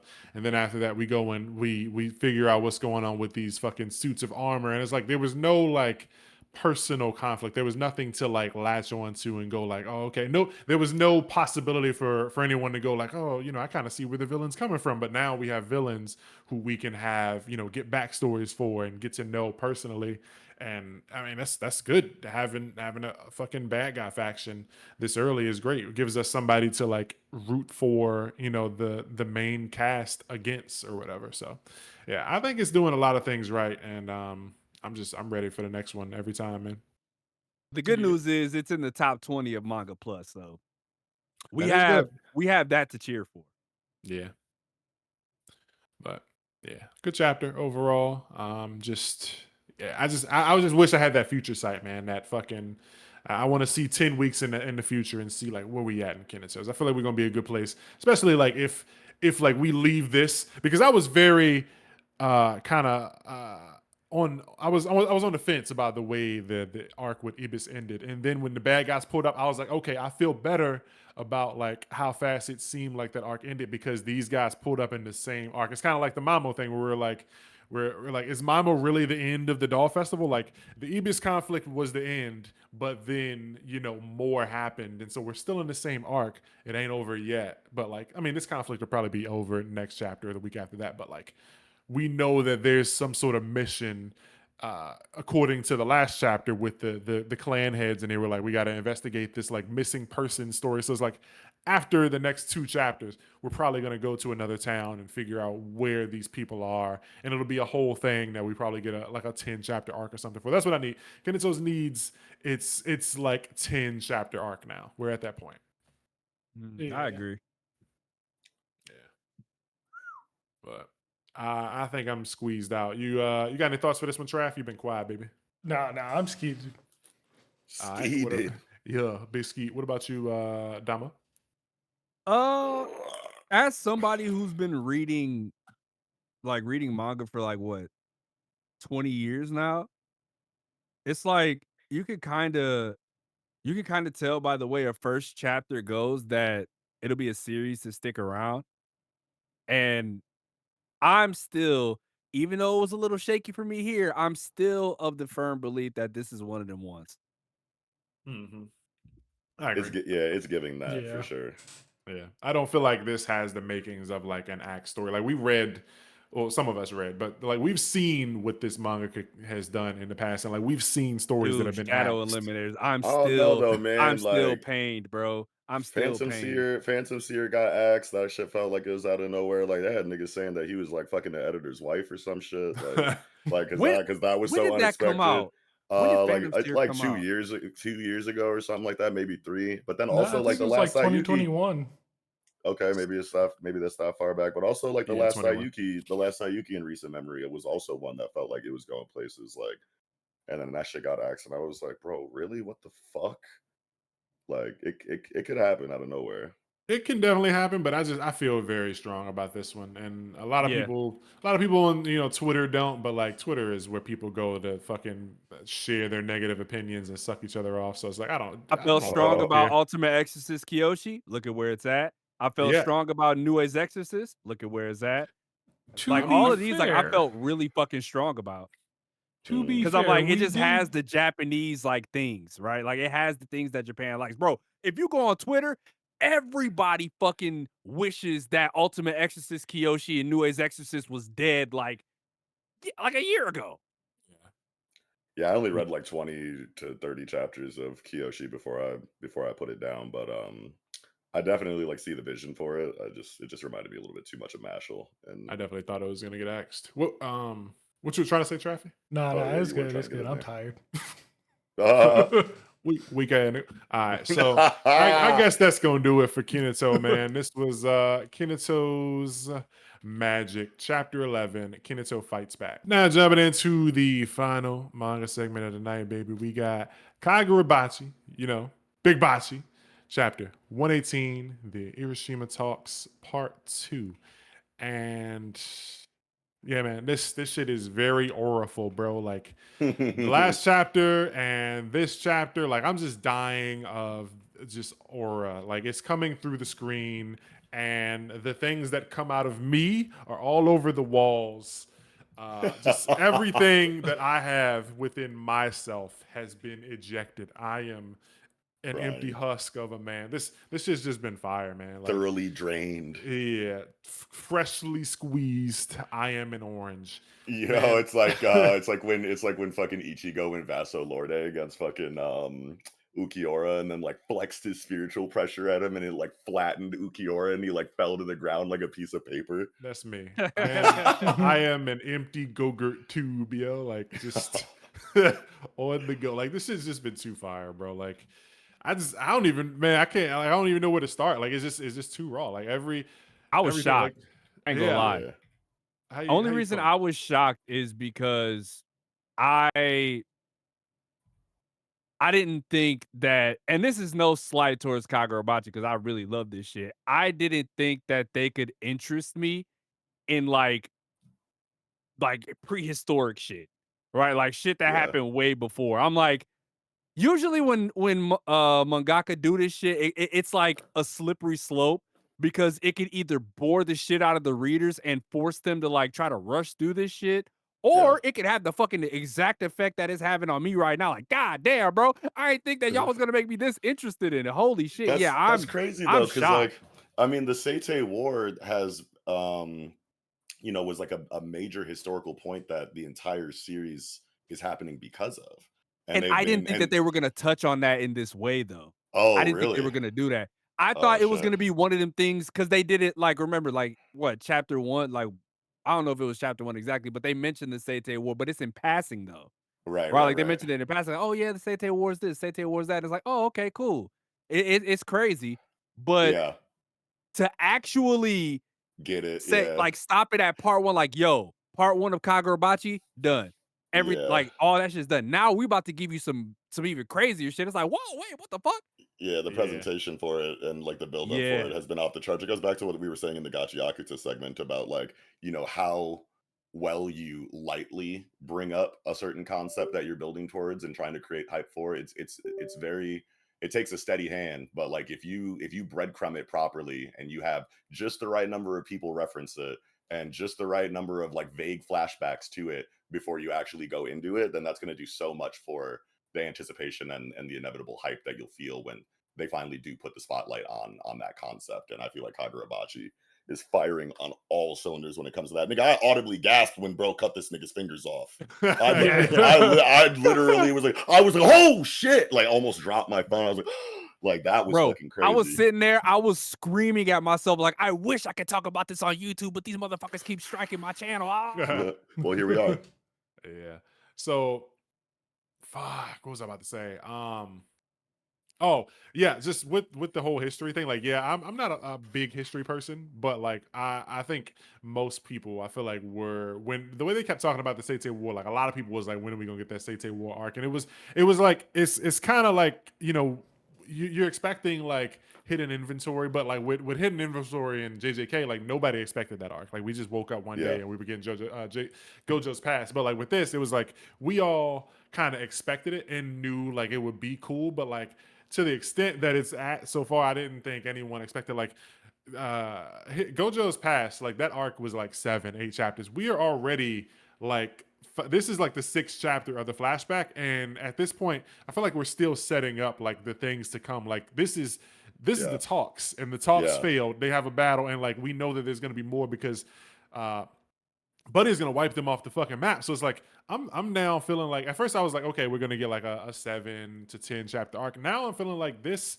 is gonna be a like full size, full power arc, like a 20-30 chapter arc, and it's like we're just in the beginning stages. This is just well, with the Gojo stuff too, like in hidden inventory, like that, the stakes were like a lot more personal. You know what I'm saying? Like, and it was like there was a lot smaller scale. Like, sure, if Geto, you know, got to run around unchecked, like a lot of people could fucking die, but like, you know, like for the most part, like that was very character focused, you know, history or flashback or whatever. The Seitei War shit, this shit is fucking international, my nigga. Yeah. Like, I feel like the it's gotta be Seitei bigger. War It's a whole is fucking island. more in comparison to if we got a flashback of like the Heian era. Yeah. That's something that we just didn't get. So it probably would have felt more like this. Like you see every step of the way. It wasn't just like you open a chapter and it's like, oh, they banging swords. This is like, why did that happen? And like, it's cool because we're getting so much for each character, and the characters that, you know, either lived or didn't live. Like we know in the present time that Shiba is seen as like the nigga. Like Yura said that he was like the peak of sorcery, and he's here to see why. Yeah, so it's like we're about to see why, but but we also know that in this flashback, Soga wipes out like a continent, like a fucking whole island. But like these other niggas pull up and they got like the most aura that I've ever seen, like in a series and at all. Like dude gets his fingers chopped off, and then it's like just keeps talking. Yeah, he just keeps going like nothing happened. Like it's like a baby smacked a cheese stick out of his hand. He doesn't care. Yeah, ate that shit like that was breakfast, nigga. Yeah, it's like, okay, you know, ignore that. Like he doesn't even comment on it. He's just like, anyway, nigga. Like he just keeps talking. Yeah, and this is like such an interesting situation for the Seitei War, because when, you know, when we knew nothing about it and all we knew was you know, what the winners of the war had to say about it, like you automatically raise an eyebrow and go, propaganda, question mark? You know what I mean? Like what really happened on this island? Like, you know, because it's giving, you know, they're capping out their ass, and they were just like on some like, we want your resources and you probably didn't say yes when we asked you for them, so we're just gonna boom your shit and take it because, you know, capitalism and profit margins and, you know, what have you, is what it kind of like felt like to me. And that these Shokoku residents were gonna, you know, be like, hey bro, what's good? Like we saw you guys over there, like we got some shit, like you guys probably want it, we can tell you all about it, show you how to use it, like we just, you guys want to share, man? Like like you scratch my back, I scratch your back, and then they just fucking drop a nuke on them, like, you know, is what I thought. It's kind of like what I thought was about to happen. Like, yeah, sure, buddy, we're definitely gonna, you know, work with you. And like, yeah, press the button, send them niggas. You know, like that's what I thought it was going to be. Full of oranges for you, and it's just bombs. Yeah, that's kind of what I thought it was giving at first. So to have like that expectation subverted in a way to where these niggas pull up and they got, you know, more fucking malice and aura dripping off of them than like any antagonistic force in recent memory, and they're on demon time immediately. The communications broke down instantaneously. Like these niggas got off of their ship and immediately cut niggas in half before any talk was had at all. And then he sat down and was like, we only really need you, so sit down and listen to what I'm about to say, right? And it's like, whoa, like you niggas were actually evil right away. Like, you know, but then to actually get the writing and find out that they were, you know, an ostracized like clan, you know, from like the, you know, some some older point in time, 1,000 years ago. What is that, Heian then? Um, or whatever era it was, and know that they've been trying to plan their get back for an actual millennium. Okay, so now that gives them like a tiny bit of pathos that still kind of like plays into the original thought that I had, that they were on some cool guy shit and Japan just fucking like bombed the shit out of them because they wanted their shit. Like, it kind of like helps in that way, but still at the end of the day, like, no, these motherfuckers are ruthless, and I was not expecting that at all. Yeah. Yeah. But I think that kind of goes to show that whatever does occur, even like basically they sent out their soldiers versus Japan soldiers, but there's probably still innocent people who have nothing to do with Datsenseki on their Absolutely. island. That's true too, and they were affected by the malediction, but yeah, I mean, like, that's just like a spotlight on the theme of revenge itself, and like how it kind of like corrupts everything. It's like, yeah, well, I mean, you might have a bunch of innocent people on the island that didn't do anything to deserve getting fucking ripped apart by bugs or whatever the fuck the malediction was. You know what I mean? But like at the end of the day, like the people who are leading this island are revenge obsessed, bloodlusted villains, for all intents and purposes. Like, you can agree with their motivations as much as you want, but at the end of the day, like, you didn't need to kill everybody except one dude before you started the negotiations. You know what I'm saying? Like that's just the kind of nigga that's leading, this faction or this village or whatever. So like that's that, but anyway, like the last time that my expectation was kind of like subverted by Kagurabachi, I was relatively disappointed, because when we got the writing, introduced, that when Samura came in and was like, nah, dude, we suck. Like, everyone calls us heroes, but like, you don't know what I know. Like, you weren't there, like, on that island. Like, you weren't in the war with me. You didn't see what I see. I immediately was like, oh no, these niggas suck a little bit somehow. Like, we're about to get like writing that like they had to make some fucking crazy like last minute decisions that they don't really agree with, and they're carrying all this guilt, and they might have done these niggas bogus, like, and they're dealing with that with that contrast in society of coming back from knowing you did some bogus shit to people, but society at large sees you as these saviors, and these heroes, and what that will do to you like psychologically. I was so ready for crazy writing related to that, just to find out like, oh, it was just Akamura and he just did the malediction on his own because he like kind of like tweaked out and just boomed their shit like like all, and it was just him, like nobody else. Like, everybody else was kind of playing it cool, but he was just like, nah, just press the button on these niggas and wiped out 200,000 people, and not only that, but he did it willingly. You know what I mean? Was the next subversion, where I was like, damn, that must mean that the fucking sword corrupted him and he didn't know what he was doing, and now Kunishige looks weird for making the sword. And it's just so much zigzag rug pull, expectation subversion that just has me so impressed with Hokuzono and this story up until this point. Like, I say that I was relatively disappointed when that shit happened, but then what they added afterwards, that he was in a sound state of mind, he wasn't corrupted by by the Shinichi, he had his wits about him, and that's just the kind of nigga he is, made it 100% more interesting. And that irritation or that disappointment kind of went away after that. So it's like, I'm at a point now where I'm like, Hokuzono can kind of do no wrong to me. Like, it's a Jesus take the wheel moment for this nigga, because he done. It's interesting you say that, because I made a video, what was this, like 2 years ago? And it's how Western films inspire Kagurabachi, because as you guys all sure. know, this motherfucker loves like Tarantino films and Yeah, shit course. like that. Yeah, Dog, I was talking about it. all of this shit, Yeah. I feel like I'm at a movie theater and No, on God. I'm watching a Tarantino film, like, yo, You what are. the fuck? Yeah, you literally are. It's You sick. actually are. Yeah, it's it's Kagurabachi, it's Sakamoto Days, these action series that have come out in Weekly Shonen Jump recently that genuinely feel like they're movies first and manga second. You know what I mean? And that's it seems like, so refreshing for me. it is. And like, specifically to the Tarantino point, like, I think it was when Broken Ronin was on, however many episodes ago, when that other swordsmith was introduced in the story, and I immediately saw Hattori Hanzo from Kill Bill in his character design. That was the first thing I fucking thought of, and I was like, oh, okay, here we go. And that was coming out of the fucking Perfect Preparation, Maki Zenin massacre episode that had just aired in the Jujutsu Kaisen season 3 around the same time too. Yep, So some like Kill Bill shit. I just had Tarantino like, on the mind. I started rewatching his movies and shit, like, after that and shit. So like to see all of this fucking Tarantino-esque shit going on is like, I'm super hyped for that. Chainsaw Man kind of feels like that too. Yeah. Sometime, especially in its like dialogue and the way that Fujimoto approaches these like mundane character interactions that eventually do have a point to them that seem like kind of random until the shit hits the fan. There's a lot of Tarantino going on in Weekly Yeah. Shonen Jump lately. Yeah, for sure. I love Like, it. especially with the ending page, right? Especially with the ending page where you see Shiba. Bro, it feels like a hand cam. Right? It feels Yeah. like a hand cam moment in the movie. I'm like, Jesus Christ. This shit Yeah, is definitely. so This is sick. definitely him in like an interrogation room at the end, and they're like, "All right, so recount the fucking details of that day," and it's like, bruh. Like, what's crazy is like this is before the Soga massacre, so like this is whatever happens after this fucking paranormal activity like moment here is gonna like shake him. Like he's already gonna be shaken to the core, but like he then has to deal with more.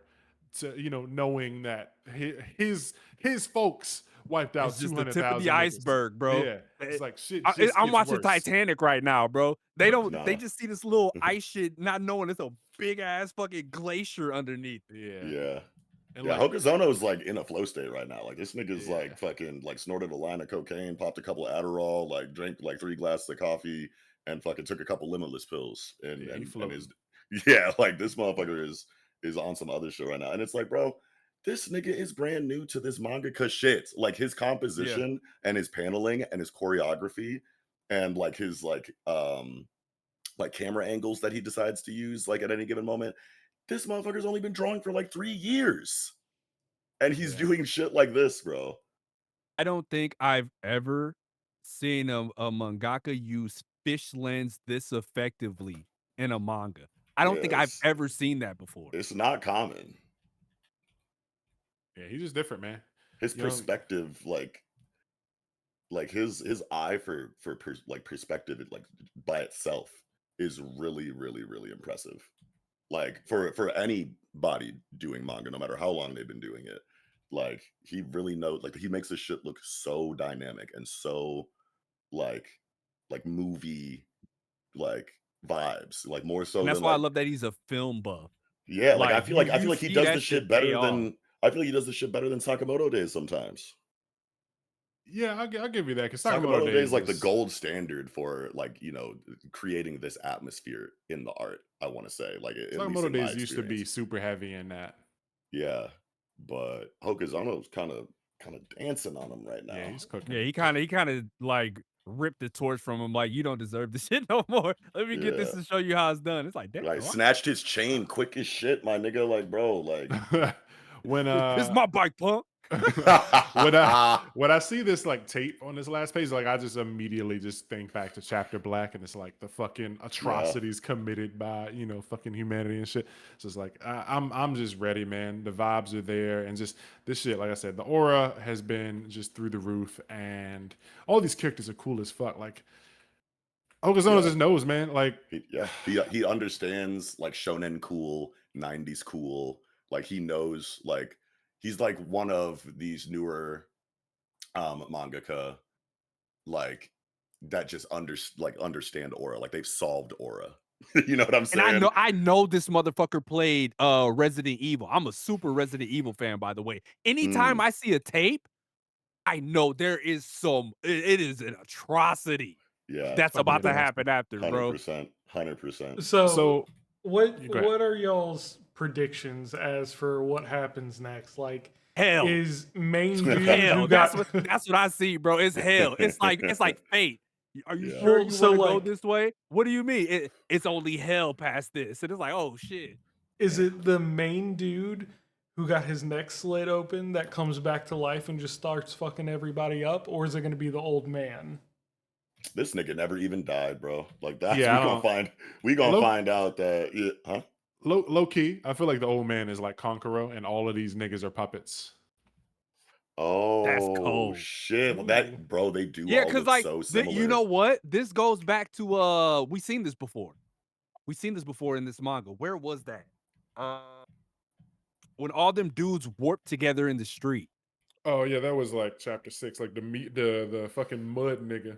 Yeah, Wait, we've seen this before. that's how Haibara dies, bro. He thinks he cooked this nigga because he sliced his head off, and then the fucking puppet master is gonna reactivate him with a headless body and catch him super lacking Yeah. because And uses the Daruma doll power shit, like the explosion shit. yeah, like he's positive that this dude is done because his head has been chopped off. His guard is about to be crazy down, and he's Yeah. about to get snuck wild by this headless dude. And maybe Wait, that like Sheba's the only one that, because he's got the ability to teleport, like he probably sees it happening, and like there's just a big Yeah. ass bomb like on this fucking beach, everyone blows up, like all these bodies are just fucking bombs or something, and everyone kaboom, and just he goes back home and he's like, bro, they all just fucking exploded, everyone died, I had to get myself out of there, like it was no Yeah. other.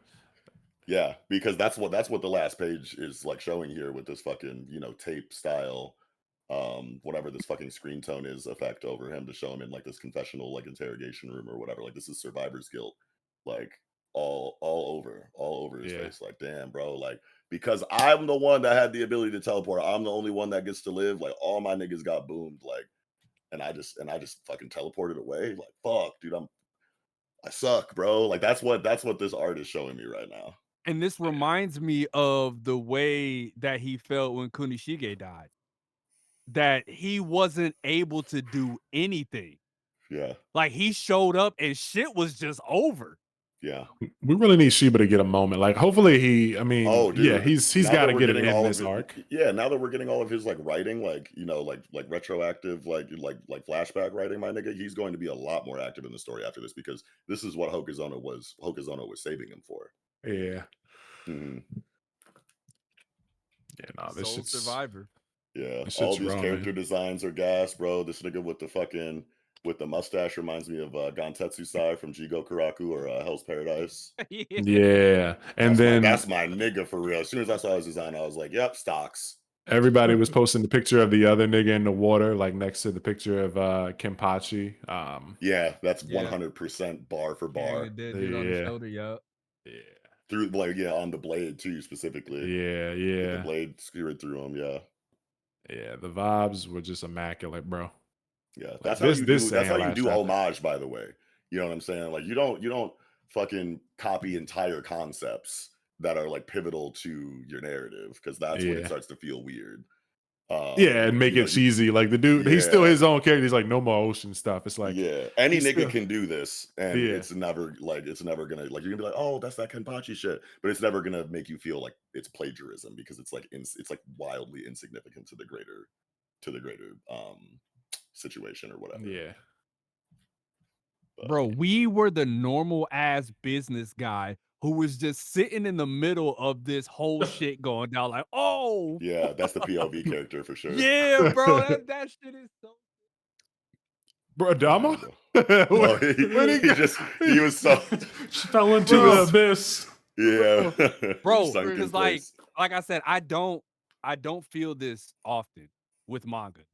It's a rarity where a story has me so captivated that I feel like I'm in a movie theater. This Yeah. is just one of them ones that I got it there with like Gachiakuta and like a plethora of others. I've read way too much fucking manga, by the way. Mhm. But this is just the one where I'm like, wow. It's This shit, cinema. it's cool that I could sit here and just watch this happen. Things are happening. I'm not confused. I'm excited. And then when the stinger hits me at the end, I leave the theater like, yo, did y'all fucking see that? Can't Yeah. wait to see the next installment. See y'all next week. Yeah, the kind of movie that like, makes you want to be the job like of the movie or something like that. Like I remember like back in the day, like I went to go see like some like Shaolin monk movie or something like that where they were like boxing and shit. I walked out the theater just like throwing punches and kicks. Like I thought I was a monk for like the next like day and a half. That's this kind of shit. Yeah. Yeah, no, and the main dude, like this bad guy sitting on the couch, like when he, bro, like this chapter and last chapter, it was just through the roof. Like the way he kills those dudes and tells the dude like you can have a seat. He's just like motions his hand. He's like, yo, have a seat, bro. Like, take Yeah. deep breaths. He's like talking them through it. Take deep breaths, bro. It's gonna be okay. Like, we need you. They Yeah. need someone to go back and tell the tale, tell what happened, and let them know that like we are We not not fucking playing around. around. Yeah. And he gives me like that, like the guy. He looks like when I saw him, he reminds me of like Aizen and also like Zodo and just a couple other characters. Like visually, like that's the like It's vibe that I calm got from him. demeanor. That cool, calm demeanor. That even if it's some crazy shit going on, I'm still chilling. But like, Because how I know I'm crazy that is nigga. it though? Because like we have the puppet master idea that what Traffy introduced, right? Or maybe it was me. I think it was me. So No, like that idea it that was I me, had. nigga. No, Oh shout shit! But like, just like Conqueror. no, that idea being introduced just makes me think like, is this nigga even real? You know what I'm Yeah. saying? Because like he has cracks on his face, like like fucking Gaara's like sand clones and shit, like or whatever, like or his sand armor. You know what I'm saying? Was over his face, like when he was fighting Rock Lee and shit. Like this nigga might be a Unless puppet he too. made this one to be specifically different as opposed to all the other ones, because all the other ones look exactly alike. They all Yeah. look Right. like the same nigga. But if So he it's wants to like, sell the idea that he's the leader, then he would make yeah. one that looks like him, and send it to the Arishima talks. Because like he's like him being like, I don't give a fuck how cool you are or how much aura you got. Like you just got your fingers sliced off and you just got your neck slit. If you're not a healer, like that's a big deal. Like I feel like you're just trying too hard to be cool now. Cause like I feel like that's just not even a real nigga, bro. Like, Bro, what? Nah, wait. What if next chapter, like, he not a puppet, but like he don't heal? He just be talking with his head like hanging off the back of the chair, like he's still Yeah. talking. His neck just slit Or open. And he he's gotta like, have yeah, something else going on. Or some Aizen shit. This was an Kyokusui optical Getsu? illusion. No. Yes. please no. No, dude, I don't want that. Like, I oh, you don't must have think. did something, huh? That would, I mean, like, like Hokuzono could write the shit out of that, I feel like, but just like off of the idea alone, like my Twitch response is that I feel like I wouldn't like that. I think that, yeah, I think I'm 100% all in on Yato's idea that he's a doll Puppets. maker of some kind, like these are puppets. And I'm steadfast in my idea that he himself, the leader, is also a clone, like is also a puppet. And he's like on Shokoku right now, like, okay, them niggas was kind of cool. But we made our presence known. You know what I'm saying? Let's move on to phase 2. You know what I'm saying? Like, yeah, like I feel Blow like everything up. yeah, I feel like he's chilling. Yeah. That or it's like this, like he said that Datsenseki is literally their god. So it's like if these niggas pray to it and fucking worship it and stuff like that, like if that maybe that shit, like they control it differently, yo. You know, it's like What does that make them feel about Kunishige? yeah. Yeah. I can't, man. I can't wait. I feel like this is definitely like it's got the makings to be like a 20 or 30 chapter arc. Like this, we're already at the point where it's like this couldn't possibly be an arc that just lasts a volume. Like it would have to end in like a chapter or two, and it's like there's no way this backstory arc is ending in the next 2 to 3 weeks. Like there's too much that has to happen. We got to get Shiba's, fucking his whatever on tape, and then we deal with whatever happens after that, and then it's like Chihiro's mom. We gotta I was like just about to bring that up, bro. I'm like, yeah, dog, you can give me like fucking 40 chapters of this shit because we still got to talk about Chihiro's mom, dog. Like, yeah. it's still so much shit. Like we gotta see what pushes Soga to do what he did. Besides, like I hate these niggas, let's die. So it's like, yeah, it's like there's definitely Bitch, a I'd rather lot. die. Yeah, literally. Yeah, there's a lot we gotta see, but yeah, I'm like I said, man, I'm here for the ride, baby. This is a banger.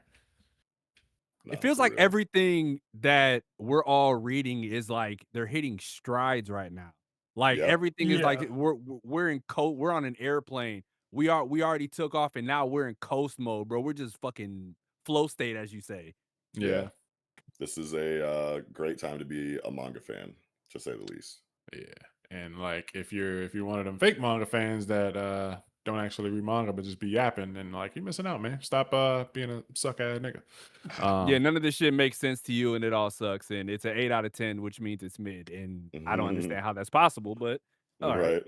Yeah, but I think we can start winding this on down. Let's see. Traffic, you ain't saying in a minute. You got any thoughts, baby? I've been saying stuff, but no. You ain't been saying Honestly, my enough. last question was, what do y'all think will happen next? And we went over that. So, Yeah, nah, I'm good. Okay. butter. What about you, Damo? You got any final thoughts for this chapter? Bro, keep bringing that heat. Keep bringing that fucking heat. I don't think he's gonna stop bringing it.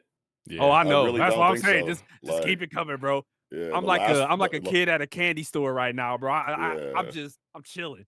The last arc, like that nigga's foot was on the gas from start to finish. It did not let up for a second, and it concluded crazy. Like, and that's something that I feel like is we're seeing a lot more in this contemporary like battle shonen landscape is a lot more times than ever before in my experience. Um Protagonists are just losing arcs. Like their arcs are ending and everything is terrible. You know what I'm saying? It's the Like, full circle. It's the full yeah, circle shit. it's something that I feel like is refreshing, considering the history of like how these battle shonen stories have like kind of gone historically, to see that, yeah, no, we can just lose outright, actually. You know what I'm saying? Like whatever you thought this shit was, like it's not that anymore. Like the end of the Shibuya incident, the end of the arc leading into the Seitei War in Kagurabachi. I want to say there's one more strong example, but I can't think of it off the top of my head in recent times. But yeah, I just love that mangaka are willing to take Ooh, risks that like has this. me hyped for the end of the Dog Festival. Ooh, Yeah, see, nigga, walk with me, walk with me. ooh, wee. All right. Yeah. So I think I'm squeezed out. You ain't got nothing else for this one, Knox? No, I'm good. All right.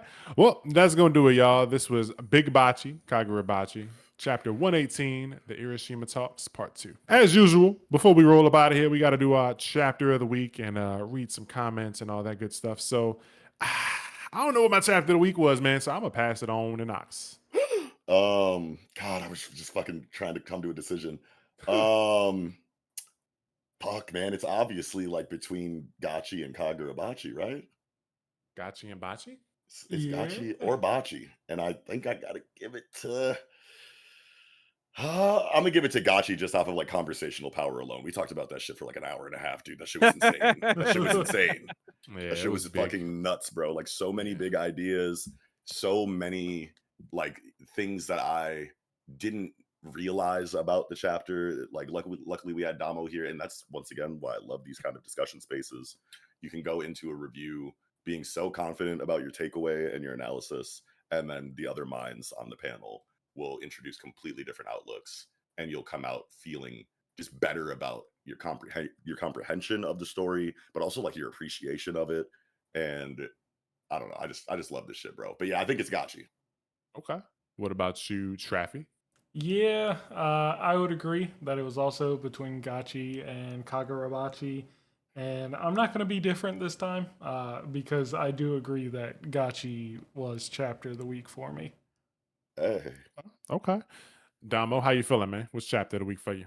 It's funny because I would have been the opposite and said that it was Bachi over Gachi, but what separates the two for me is that we know where Bachi goes. Right? Yeah, We kind of already know the outcome of this. We don't know what the fuck is going on with Gachi.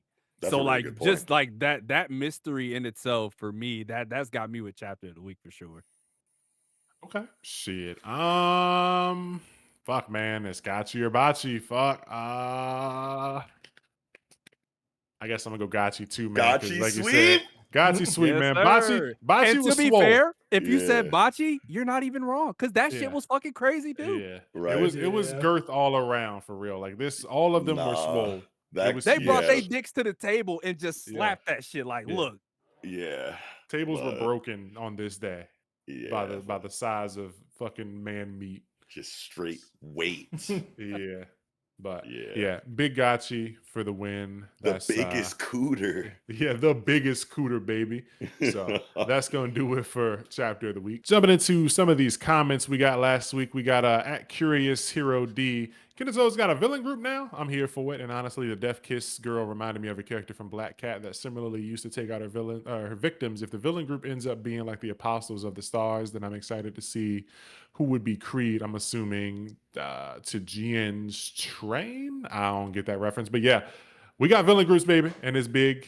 I can't wait to see what they are about. Also, you know, the love that we're just getting more baddies. So yeah. The kiss power though is super common too. Like there's a character in Hunter x Hunter that had a similar ability. You normally see it with girls, and it made me wonder now that I've seen it so many times in fiction. It's like, are we ever gonna get a dude with a power like that? It's crazy yeah, because I was like, you could take it to an even more basic level, rogue. yeah, Oh yeah, for sure. yeah, for sure. That would be Yeah, good spot. crazy. Yeah, wow. Yeah, Yeah. good call. It'd be crazy if we had a guy that was like straight kissing chicks and murdering them, or like even if he kissed like he was just Just other kissing niggas too. dudes, Like just yeah, anybody. Like just kissing like anybody. yeah, That'd we be I feel like we've yeah. seen that before, but I can't like. Man, if you know, hit me yeah. in the comments with that because like when I saw that shit, I was like, bro, like I'm finna imagine Google. that. I can't Yeah. remember his name, but I know Logan or Wolverine's son was by, and he Dakin? would do that. Yeah, Oh, damn, did he? not with a kiss, but he would seduce men or women and then murder them. I'm about Yeah, to Oh, there's look okay, an it up. okay. There's an X-Men who's a dude that's like similar to Rogue that does shit like that, and I can't fucking think of who it is. I'm gonna look up "kiss of death" male power and see if it brings up anything later. But Yeah. jump around. Thank you, Curious Hero D. At Blue Pika 1618 is D about to be the new Aaron Yeager? Fucking probably, bro. There you go. he doing some crazy shit, man. In these last Ranger chapters, I don't know. Speaking of, not to go on like a side tangent, how do you guys feel about Ranger Reject ending? It's peak. So a lot of what you were saying earlier about Gachi and how it sets up the stories with questions and expectations, the exact same way towards Ranger. That and like I love that. the things that we were saying about like how people will like skim chapters and not talk to anybody and then see people nerding out and be like, it ain't that good. That happens so fucking much with Ranger. Like Yeah, I go to the Ranger's Ranger. a really bad one for that. Yeah, Ranger's one of the only series that I go to the comment sections for, and then I just want to end myself when I read the comments because I'm like, why are you like this dumb? Like they'll say like it doesn't make sense, or he's speeding through, or like the main character doesn't like he doesn't know what he want to do. It's like And if then you're like, yo, let me tell you how it makes sense. I can break it down for you because I'm like yeah a huge fan, and they're just like, it's not that deep. I can't be wrong. That's why I'm yeah saving myself with Ranger because I'm doing the Yeah, same thing in a sense where yeah, I have another notebook and just from chapter 1 on, I'm taking like yeah. That's hella one you need fucking the notes. notebook for. Yeah, yeah absolutely. But yeah, yeah. I those feel like comment Ranger sections has are fucking rancid, bro. And it's like, yeah yeah, it just goes Because back to first and that. foremost, I'm a fucking Power Ranger fan, right? Yeah, of First, Hell course. like yeah. just that aside, it's like a weird take on heroes and making them the Power Rangers essentially is really fucking cool with me. Yeah. I really like just that alone. And just like So so everything that Negihara was just like done with the idea is just like so fucking incredible and so like unique. Like he's genuinely a genius with the way that he's crafted this story. And like the people in the comment sections that have just decided that it's bad because of like of what Yato said.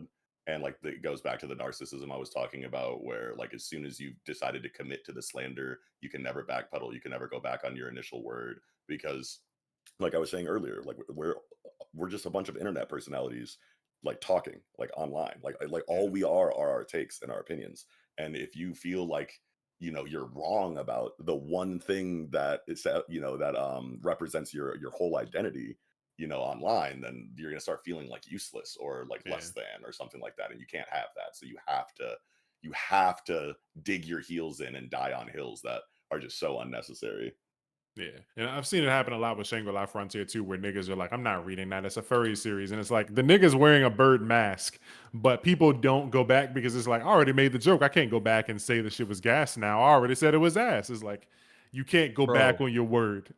Like, the funniest thing I seen about Shangri-La Frontier, which made me really look at Twitter people like, you guys really don't read the series. They were like, Shangri-La Frontier, man, whatever. We got Sword Online at home.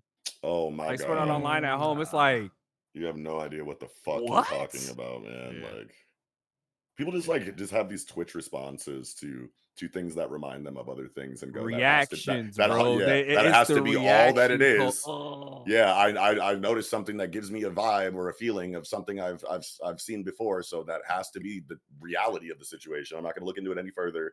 I just know it to be true, and it's like, you get the fuck over yourself. Yeah. Let's see. I'm not gonna call names, but there's a lot of people saying that they were Shangri-La Frontier bros because I pointed that out in the last review. It was like, yo, if you read Shangri-La Frontier, holler in the comments because we won't be getting that many for Shangri-La Frontier. So a couple people stepped up and was like, I fuck with Shangri-La Frontier. So shout out to y'all. Yes. And yeah, love you. And last comment I'll read, bada boom, at Whirly Squirrely 3368 for Centuria. I swear we're going to go into Siadric's room and it's just going to be pictures of Arcos and Arcos merch. He probably likes Zira because he ships her and Arcos together or something. They're his OTP. But he is a serious Arcos glazer. I understand it though, I'm a glazer as well.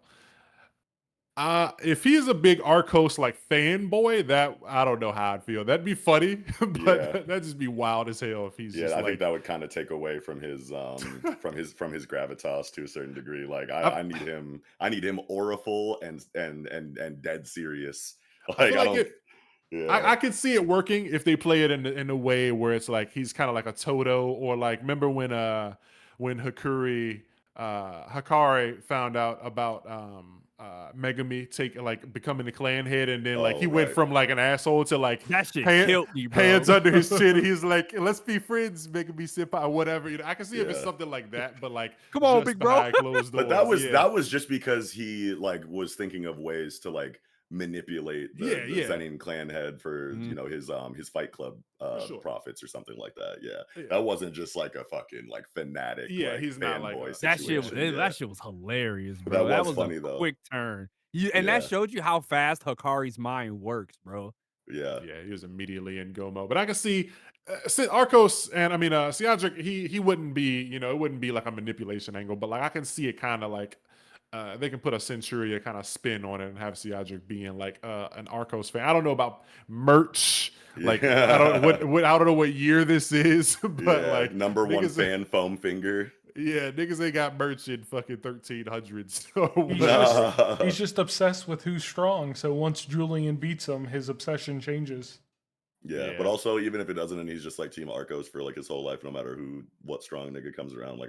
I kind of get that shit too, because like I'm standing the shit out of Arcos at this point. Like if you give me a villain or an antagonistic situation in a story that gives me Sukuna vibes, like I am 100% like obsessed with that character. I'm realizing because it's like Sukuna, I feel like was like the definition of like antagonistic presence and like villainous like vibe and aura, like the gold standard of creating that atmosphere where as soon as that nigga is on the page, the only thing you can feel is dread and worry and tension. And the execution on Sukuna's character was so brilliant and so well done by Gege that like you don't see it very often. Like you do not see that shit every day. And like for Arcos to give me that feeling in the previous arc of Centuria really had me like, wow, nah, this nigga Toru Kuramori is going places, because I feel like that's really, really hard to do.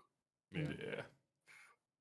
Okay, well, I think that's going to do it for the comment. So that's going to do it, baby. This was Shonen Pulse, episode 59. I'd like to thank you for watching. And, you know, even though it was a short number of chapters that we covered, we had a girthy conversation. So, you know, drop them comments, hit them likes, hit the share button, hit the hype button, hit the membership button or the Patreon button if you want to, you know, support in other ways or whatever. Share the video and stuff like that. Let us know down below how you feel. Drop comments because obviously you see that we read those. And, you know, thank you for watching.